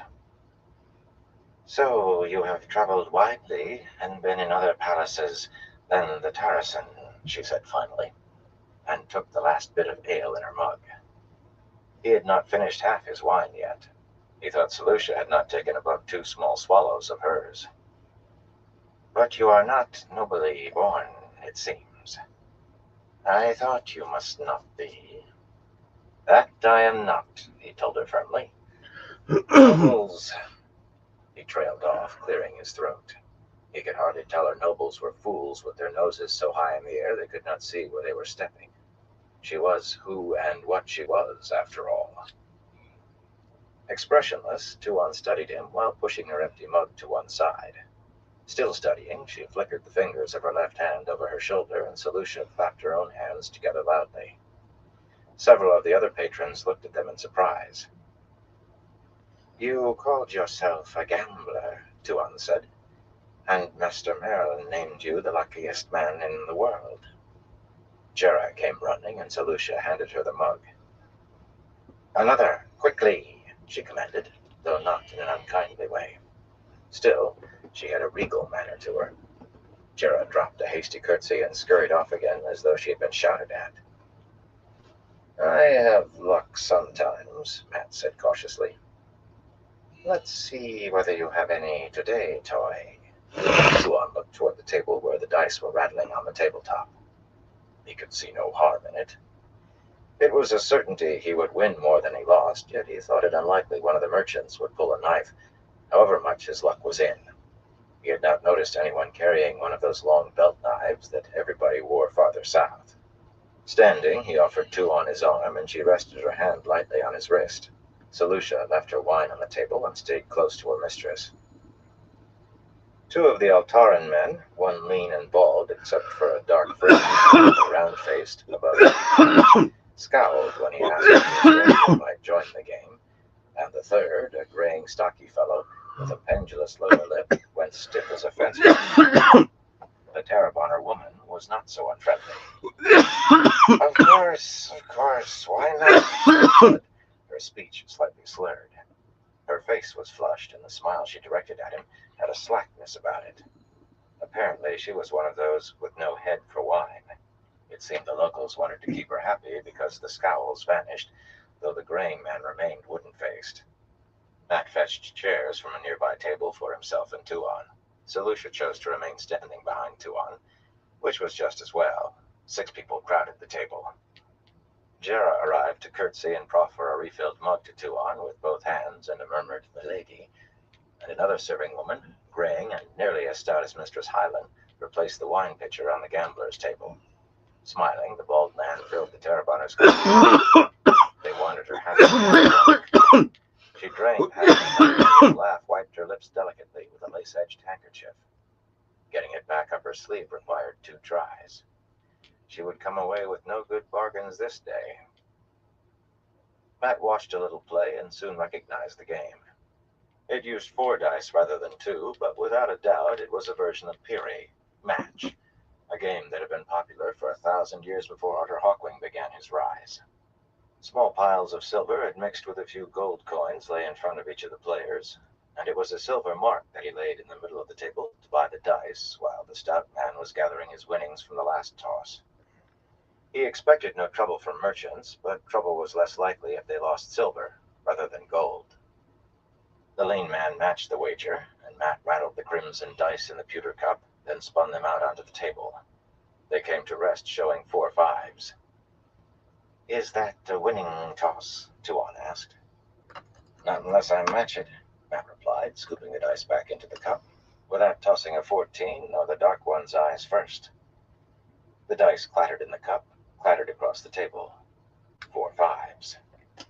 His luck was in for sure. He slid 1 silver coin over in front of himself and left the other. Abruptly, the graying fellow scraped back his chair and stood up. I've had enough, he muttered, and began fumbling the coins in front of him into his coat pockets. The other two Altarans stared at him incredulously. "You're leaving, Vane?" the lean man said. "Now?" "I said I've had enough, Cameron," the graying man growled, and went stumping out into the street, pursued by Cameron's scowl at his back. The Terror Bonner woman leaned over unsteadily, her beaded braids clicking on the tabletop, to pat the fat man's wrist. "Just means I'll buy my lacquerware from you, Master Costell," she said fuzzily. "You and Master Cameron." Costell's triple chins wobbled as he chuckled. "So it does, Mistress Alstaying. So it does. Doesn't it, Cameron?" "I suppose," the bald man replied grumpily. "I suppose." He shoved a mark out to match Matt's. Once again the dice spun across the table. This time they came up totaling 14. "Oh," Tuan said, sounding disappointed. "You lost."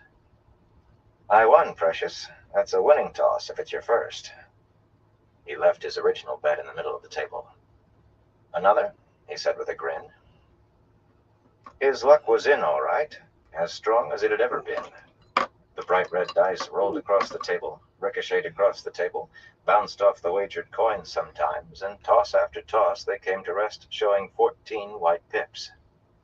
He made 14 every way it could be made. Even at 1 coin to a wager, the silver in front of him grew to a tidy sum. Half the people in the common room came to stand around the table and watch. He grinned at Tuan, who gave him a slight nod.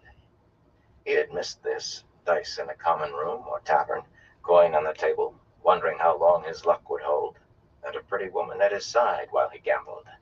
He wanted to laugh with pleasure. As he was shaking the dice in the cup again, the Terrabonner merchant glanced at him, and for an instant she did not look drunk at all.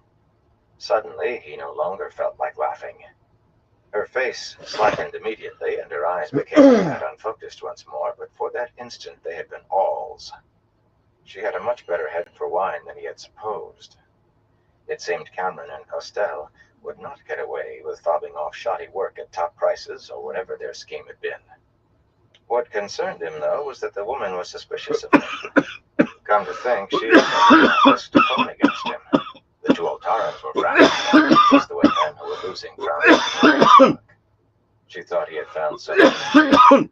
Never mind that he was using the dice, or more likely the inn's dice. An accusation of cheating could get a man a drubbing, even in a merchant's inn. Men seldom waited on proof of that charge. "One last toss," he said, "and I think I'll call it done. Mistress Highland?" The innkeeper was among the onlookers. He handed her a small handful of his new 1 silver coins. "To celebrate my good fortune, serve everybody what they want to drink until those run out." That brought appreciative murmurs, and someone behind him clapped him on the back.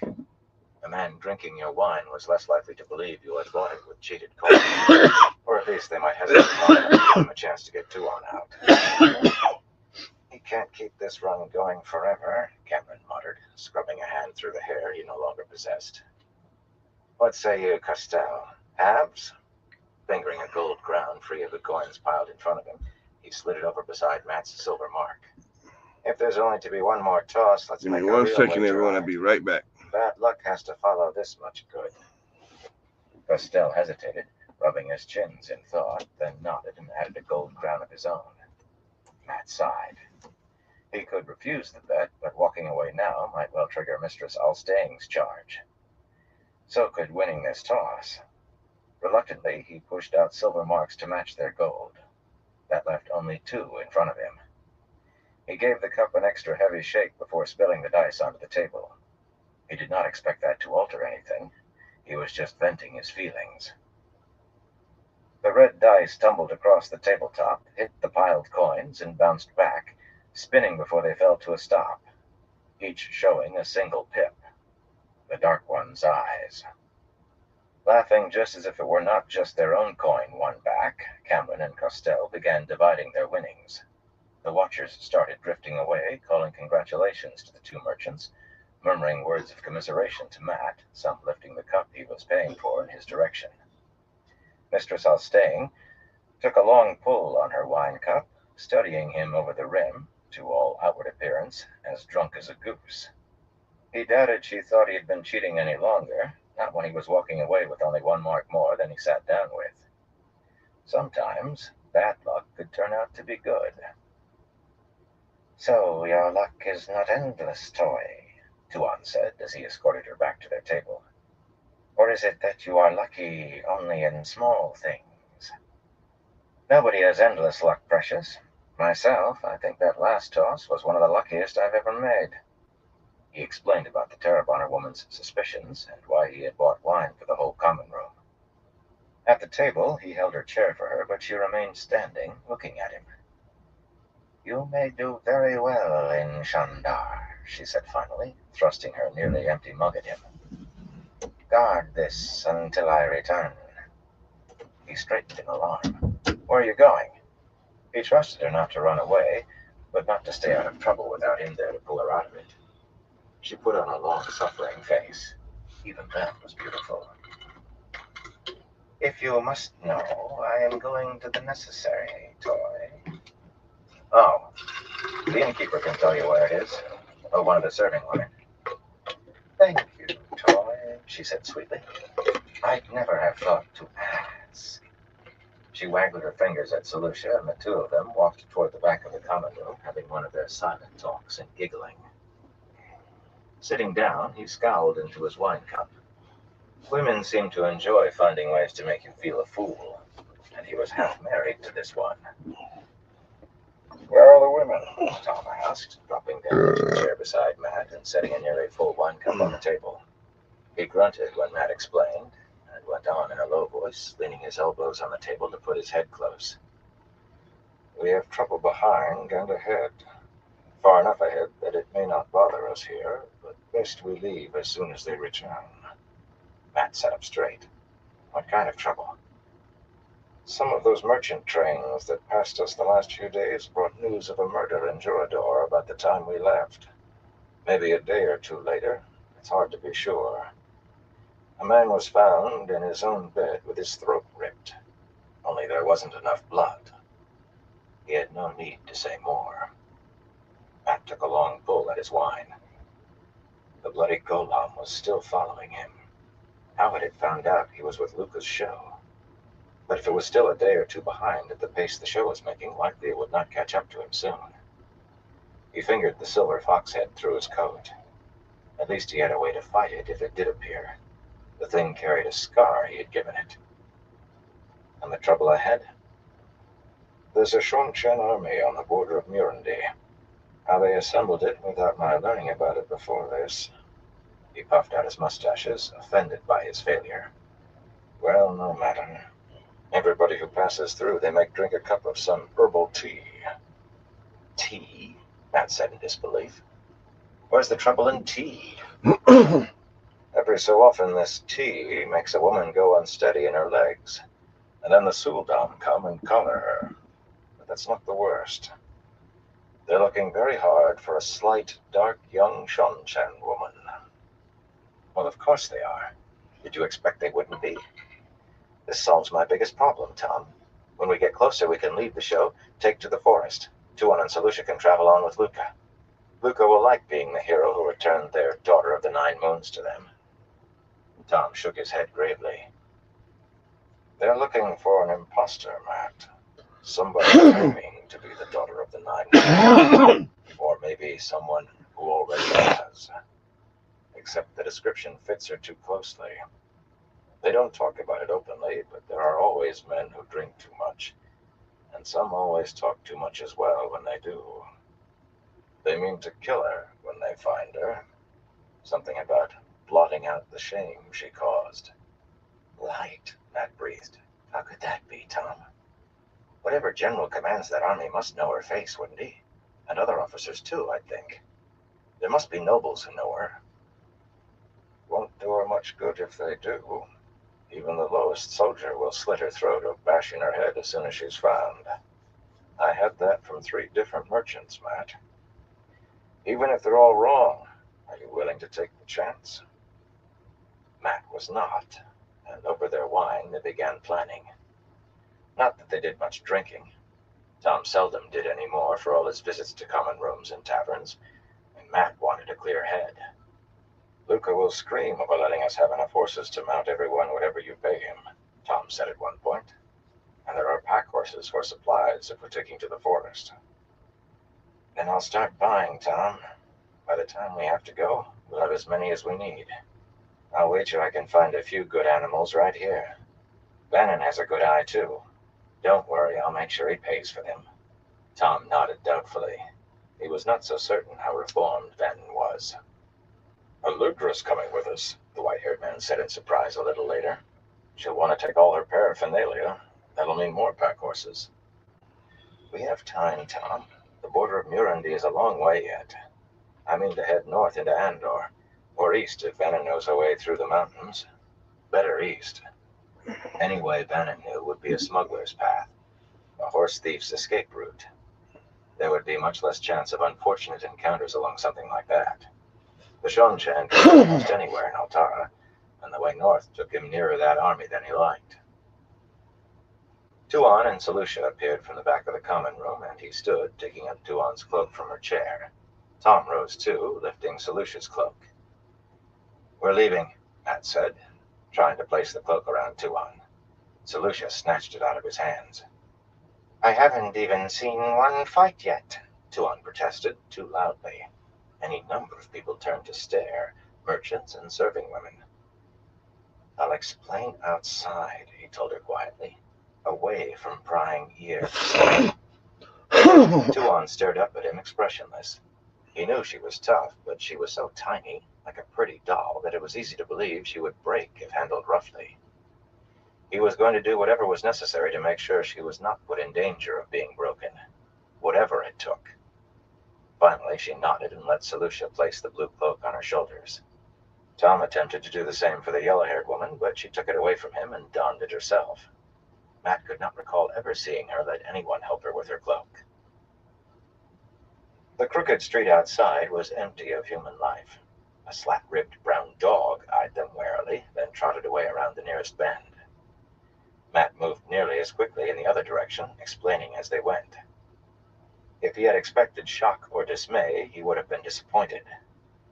It could be Ravashi or Chimal, the little woman said thoughtfully, as if having an entire Shonchan army out to kill her were no more than an idle distraction.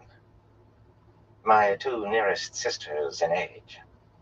Our Rana is too young, I think, only 8. 14, you would say.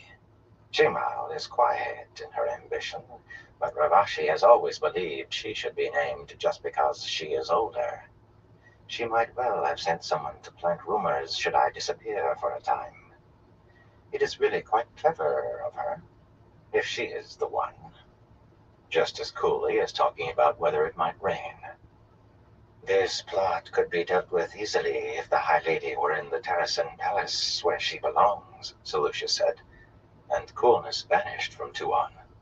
Oh, her face became as chill as that of an executioner, but she rounded on her maid, fingers flashing so furiously they should have been striking sparks. Selucia's face went pale, and she sank to her knees, head down and huddling.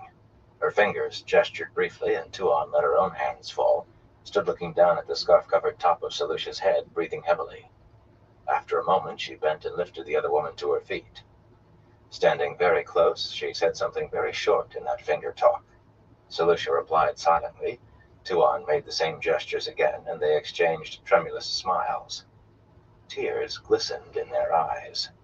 Tears. Will you tell me what that was all about? Matt demanded. They turned their heads to study him.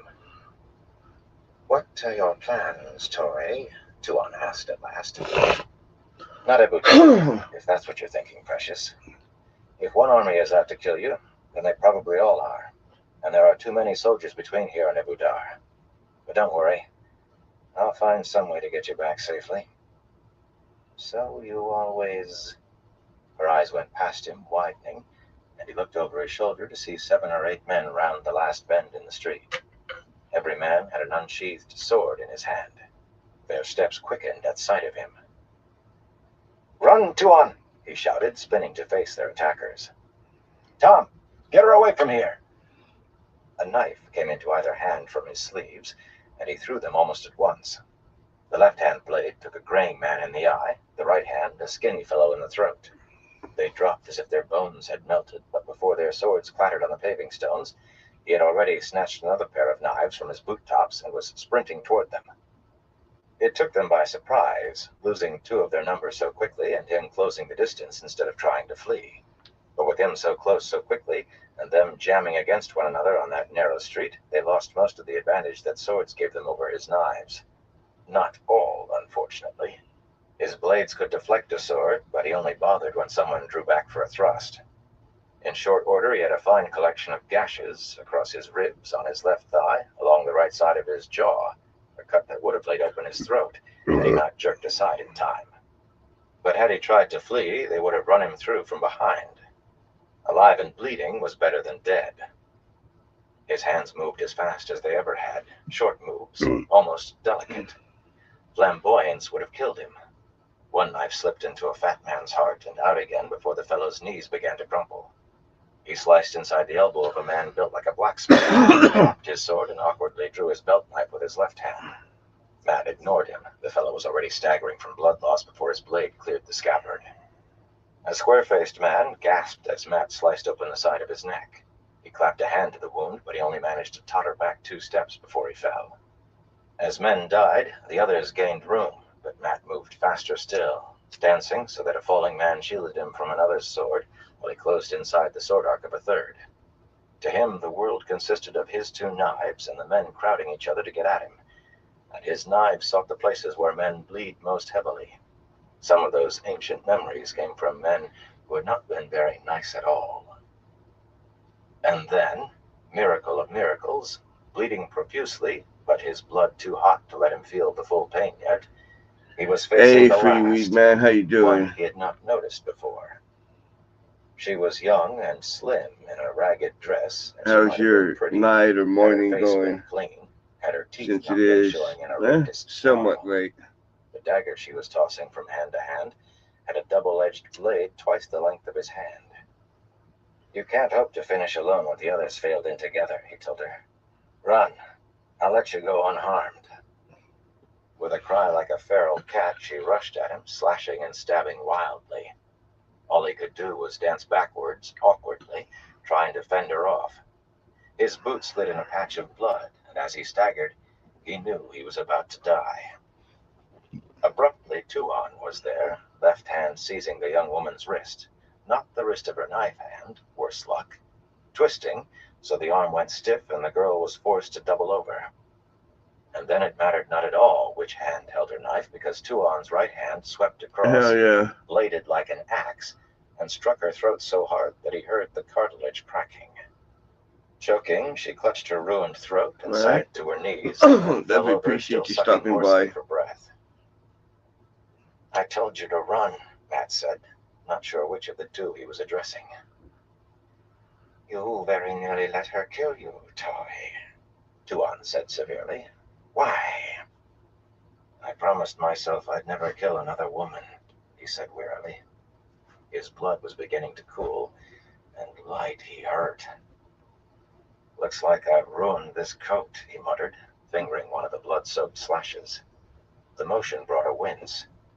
When had he been gashed in the left arm? Her gaze seemed to bore into his skull, and she nodded as if she had come to some conclusion. Tom and Solutia were standing a little down the street, in front of the reason Tuan was still there, better than half a dozen bodies sprawled in the paving stones. Tom had a knife in either hand and was allowing Solutia to examine the wound on his ribs. I don't remember what this one was called. Oddly, by the evidence of the dark glistening patches on his coat, he seemed to have fewer injuries than Matt. Matt wondered whether Tuan had taken part there too, but he could not see a spot of blood on her anywhere. Solutia had a bloody gash down her left arm, though it appeared not to hinder her. I am an old man, Tom said suddenly, and sometimes I imagine I see things that can't be. But luckily, I always forget them. Solutia paused to look up at him coolly. Lady's maid she might be, but blood seemed not to faze her at all. And what might you be trying to forget? I can't recall, Tom replied. Solutia nodded and went back to examining his wounds. Matt shook his head. Sometimes he was not entirely sure Tom still had all his wits. For that matter, Sir Lucia seemed to shovel shy of a full load now and then, too. Not bad. They're pretty dense nugs. They break down pretty good. Frowning at the woman choking and twitching at her feet. Have a nice green and purple she can't talk to it. If she somehow managed to. Bending fluidly, she scooped up the woman's knife and drove it hard beneath the woman's breastbone. That rasping fight for air went silent. Glazing eyes stared up at the narrow strip of sky overhead. A mercy she did not deserve, but I see no point to needless suffering. I won, Toy. You won? What are you talking about? You used my name before I used yours, so I won. Matt whistled faintly through his teeth. Whenever he thought he knew how tough she was, she found a way to show him he did not know the half. If anybody happened to be looking out a window, that stabbing might raise questions with the local magistrate, probably Lord Nathan himself. But there were no faces at any window he could see. People avoided getting embroiled in this sort of thing if they could. For all he knew, any number of porters or barrowmen might have come along during the fight. For a certainty, they would have turned right around again as quickly as they could. Whether any might have gone for Lord Nathan's guards was another question. Still, he had no fear of Nathan or his magistrate. A pair of men escorting two women did not decide to attack more than a dozen carrying swords. How long it is when it's likely these fellows and the unfortunate young woman were well known to the guards. Limping to retrieve his thrown knives, he paused in the act of pulling the blade from the graying man's eye. He had not really taken in that face before. Everything had happened too quickly for more than general impressions. Carefully wiping the knife on the man's coat, he tucked it away up his sleeve as he straightened. Our plans have changed, Tom. We're leaving matter in as fast as we can, and we're leaving the show as fast as we can. Luca will want to be rid of us so much that he'll let us have all the horses we need. This must be reported, Toy, Tuan said severely. Failure to do so is as lawless as what they did. Well, I was keeping it short because my head was tattooed. His name is Vane, and I don't think anybody in this town will believe a respectable merchant attacked us in the street. Luca will give us horses. Like I said, just decided to grow my hair out one day. The man had not lost a coin to him, had not wagered a coin. Not sure how long I'll keep it long, but very strange indeed. It's going good so far. And reason enough to be gone quickly. Chapter 12. A Manufactory. The midday Amadisian sun was warm on Perrin's head as he rode Stayer toward the roofs of Almazar, beneath high, scudding white clouds, 100 miles southwest of Amador. Impatient, he kept the bay at a trot. Farms stretched as far as he could see in any direction on both sides of the road, thatch-roofed stone houses with gray smoke rising from the chimneys and chickens scratching in front of the barns. Fat-tailed sheep and spotted black cattle grazed in stone-walled pastures. Yeah, thanks. And boys were plowing the fields or sowing fields already plowed. It seemed to be laundry day. Find a poker real You could quick see large kettles so sitting over fires behind houses, and women and girls hanging shirts and blouses and bed linens on long lines to dry. There was little of wildness, only scattered thickets, and most of those neatly coppiced to provide firewood. He reached out with his mind to find wolves, and found nothing. Unsurprising, wolves stayed clear of this many people, this much tameness. The breeze stiffened, and he gathered his cloak around him. Despite the need to make a show, it was plain brown wool. The only silk cloak he had was lined with fur, and too hot for the day. His green silk coat, worked in silver, would have to do. That and his cloak pin, 2 wolves' heads in silver and gold. A gift from Fail, it had always seemed too ornate to wear, but he had dug it out of the bottom of a chest that morning. A little something to make up for the plain cloak. What was surprising were the tinker caravans camped in fields scattered around the town, 5 of them within his sight. According to Elias, there was always feasting when 2 caravans encountered one another, and a meeting of 3 caused days of celebration. Freely, man. I don't know what I would do without smoke. they had no meeting places. He almost Definitely wished he had wouldn't brought be Aram, despite the risk of Mishima learning too much. a pleasant Maybe person to tonight be he'd spend a around, I little can tell time you among his that. own people, he might decide to put down his sword. That Oh, was the damn. best solution Perrin could think of. And for a watch this. thorny This is an problem, empty bowl. although not likely to work. Aram liked the sword, perhaps too well, but he could not send the man away. He had as good as put that sword in Aram's hand, and now Aram and the sword were his responsibility. The light only knew what would become of the man if he truly went over to Mishima. You studied the Tuathon and frown, my lord, General Kirgan drawled. He could understand her speech a little better now that they had spent some time together. You've had problems with them in your lands. We have nothing like them at home. But the only trouble connected to them I know of has been locals trying to drive them away.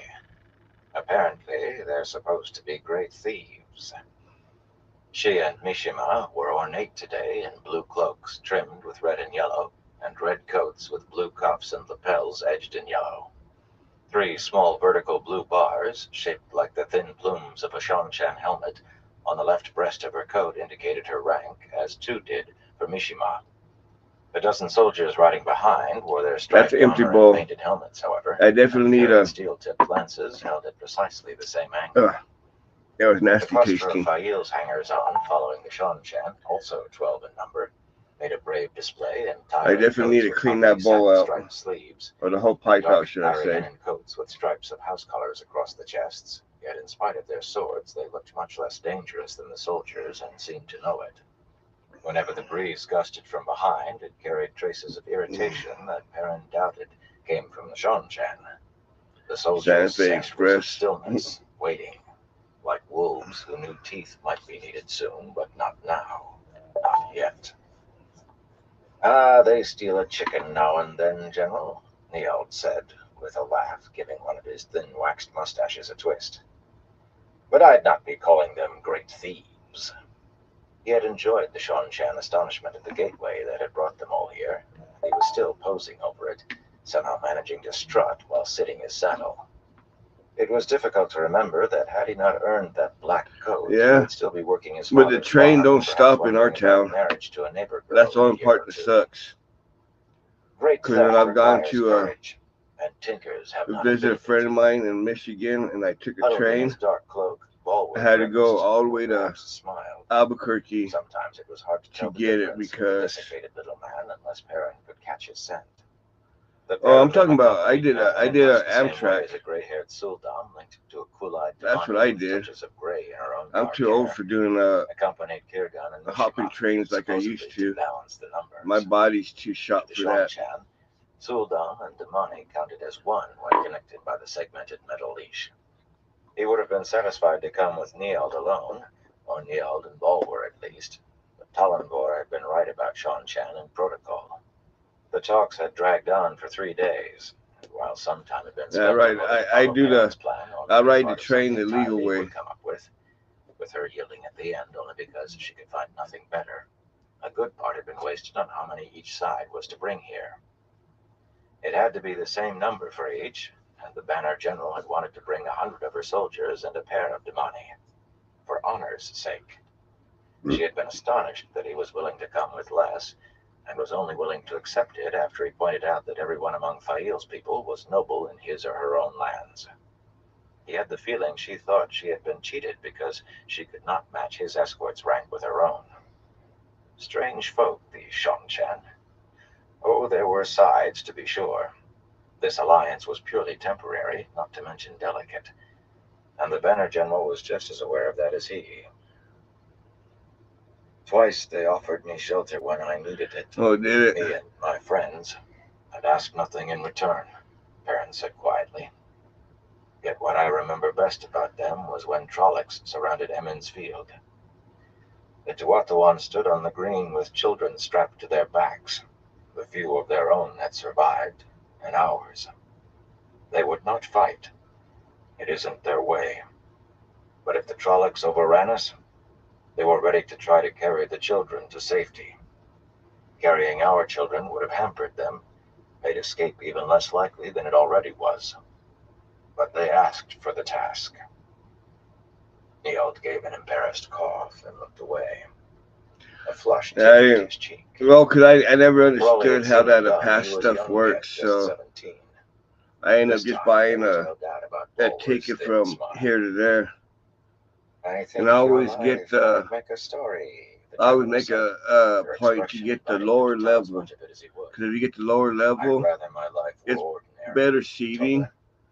You have a more higher of a chance of having a seat next to you open, so you have more room. Some of these trollocs I keep hearing about, Mishima said when the silence began to stretch. Amusement tinged his smell, yet he stroked his sword hilt, perhaps without knowing it. No, you wouldn't, Perrin told him. You'll get your chance sooner or late, but you won't like it. After a moment, the scarred man nodded solemnly in understanding, amusement melting. At last he must be beginning to believe that Trollocs and Myrddraal were more than travelers' fanciful tales. If any doubts remained to him, the time was coming that would erase. Give me 1 second, and I'll be right back. Heading into Almazar, as they turned their horses toward the north end of the town along a narrow cart lane, Bulwer slipped away. Midori went with him, a tall woman nearly as dark as Tylee, but with deep blue eyes, in dark breeches and a man's coat with puffy red-striped sleeves, a sword at her hip. Bulwer rode with his shoulders hunched, a bird perched precariously on his saddle. Midori, straight-backed and proud, every inch a High Lord's daughter and leader of Fail's people, though she followed Bulwer rather than riding beside. Surprisingly, Fail's hangers-on seemed to have accepted taking direction from the fussy little man. It made them much less bother than they once had been. It actually made them useful in some ways which Perrin would have thought impossible. The Banner General offered no objection to them leaving, though she gazed after them thoughtfully. Kind of the lady to visit a servant's friend, she mused. That was the tale Bulwer had given, that he used to know a woman who lived in Almazar, and Midori wanted to meet her if she was still alive. Midori's a kind woman, Perrin replied. It's our way, being kind to servants. Tylee gave him one glance, only that, yet he reminded himself not to take her for a fool. It was too bad he knew nothing of Seanchan ways to speak of, or they might have come up with a better story. But then Bulwer had been in a frenzy, a dry, dusty frenzy, yet still a frenzy, to seize this chance to gather information on what was happening in Amadisia under the Seanchan. For himself, Perrin could barely make himself care. Only Fail mattered now. Later he could worry about other matters.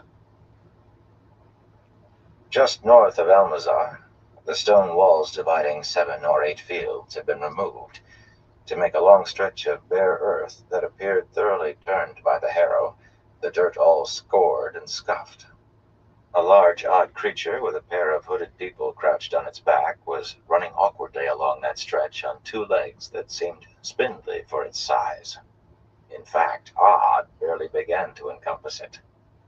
Leathery and gray, the thing was larger than a horse, without counting a long, snake-like neck and a thin, even longer tail that it held stretched out stiffly behind. As it ran, it beat wings, ribbed like those of a bat, stretching as long as most river ships he had seen. He had seen animals like this before, but in the air and at a distance. Tylee had told him they were called Rakan. Slowly the creature lumbered into the air, barely clearing the treetops of a coppiced thicket at the end of the field. His head swiveled to follow as the Rakan climbed slowly toward the sky, awkwardness vanishing in flight. Now, that would be a thing, to fly on one of those. He crushed the thought, ashamed and angered that he could let himself be. The Banner General slowed her bay and frowned at the field. At the far end, men were feeding 4 more of the peculiar animals, holding up large baskets for them to eat from, horned snouts darting and horny mouths gulping. Perrin hated to think what a creature that looked like that might eat. They should have more Rakan than this here, she muttered. If this is all there are. We take what we can get and go on, he said. None if it comes to that. We already know where the Shido are. I like to know if anything is coming up behind me, she told him dryly, picking up the pace again. At a nearby farm that appeared to have been taken over by the Shan, a dozen or so soldiers were dicing at tables set up haphazardly in front of the thatch-roofed house. More were passing in and out of the stone barn, though he saw no sign of horses except for a team hitched to a wagon that was being unloaded of its crates and barrels and jute sacks by a pair of men in rough woolens. At least Perrin assumed the others were soldiers. Nearly half were women, the men as short as the women, for the most part, and thin, if taller, and none carried a sword, but they all wore close-fitting coats of sky blue, and each had a pair of knives in scabbards sewn to their snug boots. Uniforms implied soldiers. Matt would be right at home with this lot, he thought, watching them laugh over good tosses and groan over bad. Those colors spun in his head, and for an instant he glimpsed Matt riding off a road into forest, followed by a line of mounted folk and pack horses. An instant only, because he dashed the image aside without so much as a thought to why Matt was going into the woods or who was with him. Only Fail mattered.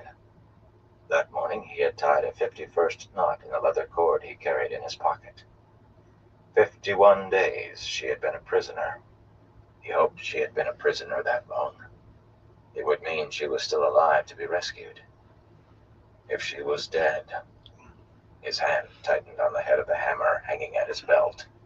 Tightened until his knuckles hurt. The Banner General and Mishima were watching him, he realized.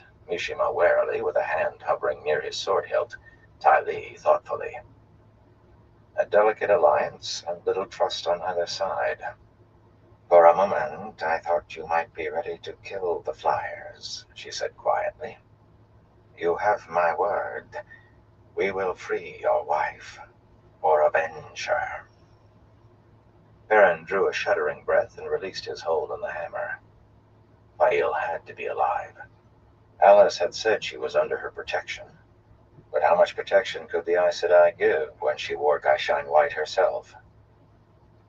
Let's be done here. Time is wasting. How many more knots would he need to tie in that cord? The lights send not many. Dismounting, he handed Stayer's reins to Carlon Belsalona, a clean-shaven tyrant with a long nose and an unfortunately narrow chin.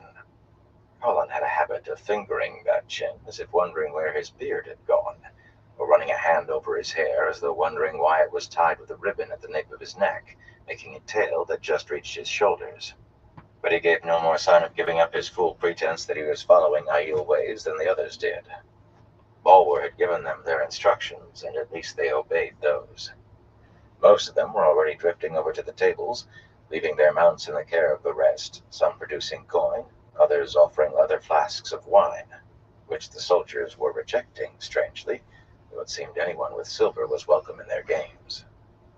Without more than glancing in their direction, Perrin tucked his gauntlets behind his thick belt and followed the two Seanchan inside, tossing back his cloak so his silk coat showed. By the time he came out, Fail's people, his people, he supposed, would have learned a great deal of what those men and women knew.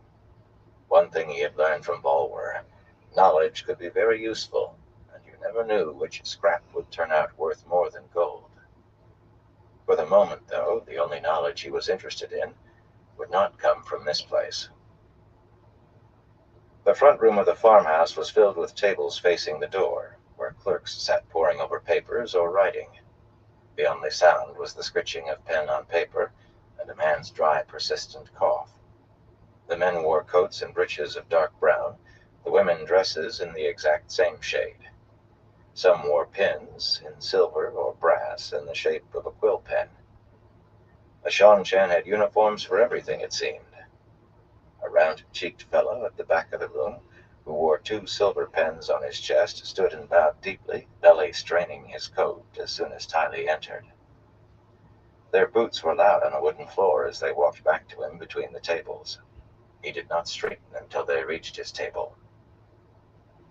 Ty Lee Kirgan, she said curtly. I would speak with whoever is in command here. As the Banner General commands, the fellow replied obsequiously, made another deep bow, and hurried through a door behind him.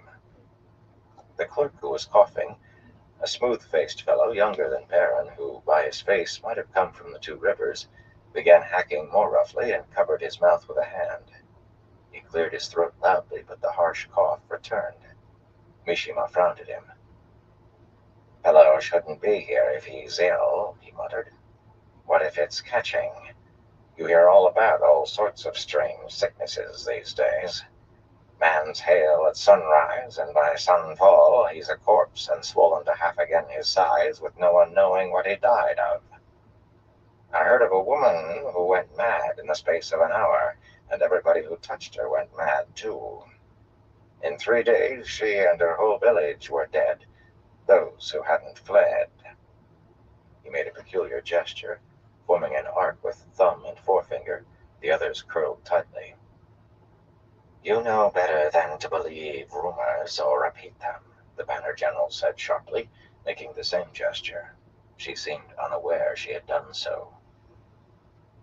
The stout clerk reappeared, holding the door for a graying, lean-faced man with a black leather patch hiding the spot where his right eye had been. A puckered white scar ran down his forehead, behind the patch, and onto his cheek. As short as the men outside, he wore a coat of darker blue, with 2 small white bars on his chest, though he had the same sheaths sewn to his boots. "Blasik Falloon, Banner General," he said with a bow as the clerk hurried back to his table. "How may I serve you?" "Captain Falloon, we need to speak in—" Tylee cut off when the man who was coughing surged to his feet, his stool toppling with a clatter. Clutching his middle, the young man doubled over and vomited a dark stream that hit the floor and broke up into tiny black beetles that went scurrying in every direction. Someone cursed, shockingly loud in what was otherwise dead silence. The young man stared at the beetles in horror, shaking his head to deny them. Wild-eyed, he looked around the room, still shaking his head, and opened his mouth as if to speak. Instead, he bent over and spewed another black stream, longer, that broke into beetles darting across the floor. The skin of his face began writhing as though more beetles were crawling on the outside of his skull. A woman screamed, a long shriek of dread, and suddenly clerks were shouting and leaping up, knocking over stools and even tables in their haste, frantically dodging the flitting black shapes. Again and again the man vomited, sinking to his knees, then falling over, twitching disjointedly as he spewed out more and more beetles in a steady stream. He seemed somehow to be getting flatter, deflating. His jerking ceased, but black beetles continued to pour from his gaping mouth and spread across the floor. At last, it seemed to have gone on for an hour, but could not have been more than a minute or two. At last, the torrent of insects dwindled and died. What remained of the fellow was a pale, flat thing inside his clothes, like a wineskin that had been emptied. The shouting went on, of course. Half the clerks were up on the tables that remained upright, men as well as women, cursing or praying or sometimes alternating both at the top of their lungs. The other half had fled outside. Small black beetles scuttled all across the floor. The room stank of terror. "I heard a rumor," Falloon said hoarsely. Sweat beaded on his forehead.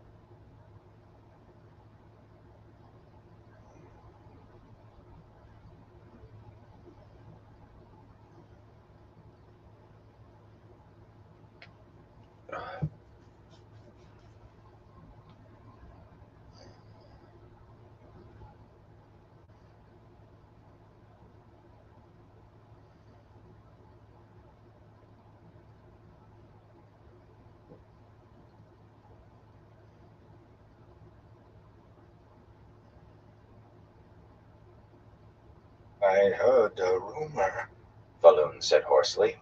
Sweat beaded on his forehead. He smelled of fear. Not terror, but definitely fear. "From east of here.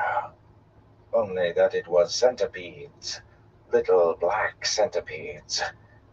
Some of the beetles scurried toward him, and he backed away with a curse, making the same odd gesture that Tylee and Mishima had. Perrin crushed the beetles under.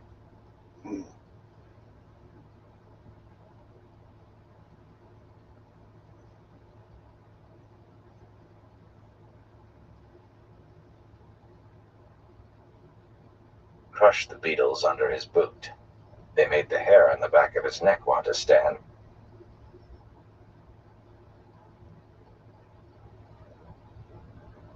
But nothing mattered except Fail. Nothing. They're just borer beetles. You can find them almost anywhere there's old fallen timber. The man jerked, lifted his gaze, and jerked again when he saw Perrin's eyes. Catching the sight of the hammer at Perrin's belt, he darted a quick, startled glance at the Banner General. These beetles came from no log.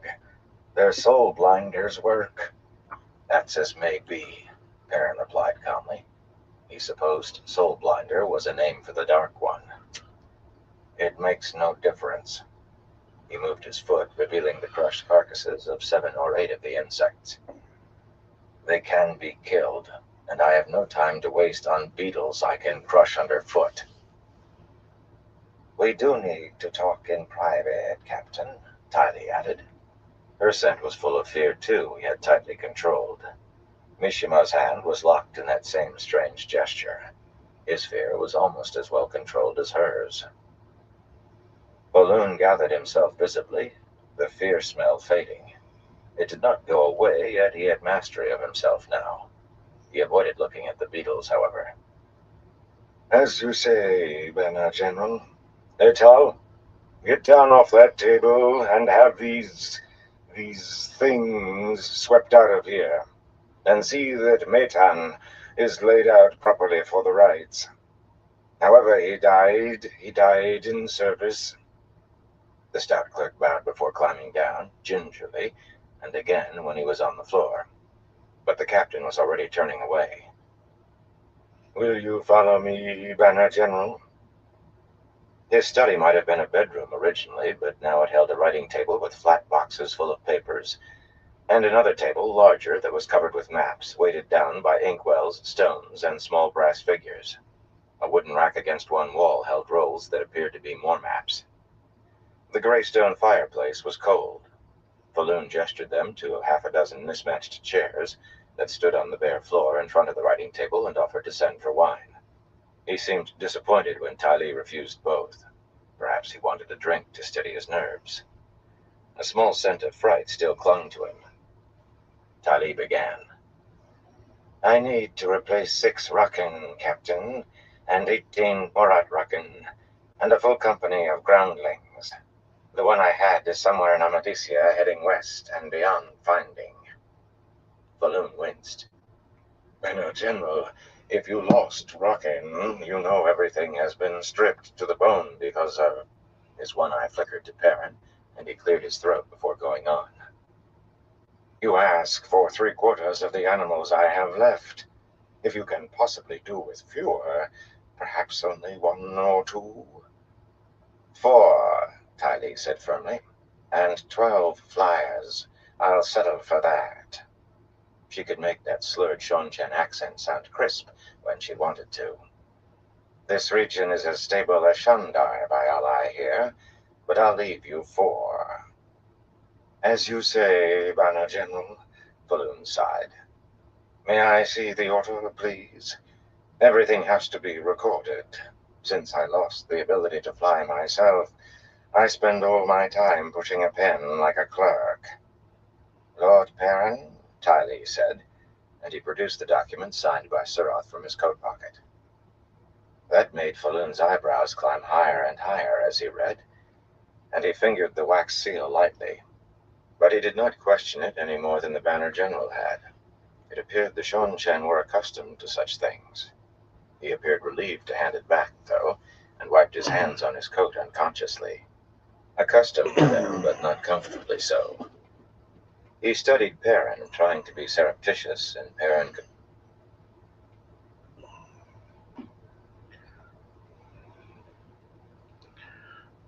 All right, everyone. Excuse me. I'm going to call into this live for tonight. I want to thank everyone for stopping by and everyone who continues to stop by. I definitely appreciate all y'all support. Till next time, everyone. Y'all stay safe.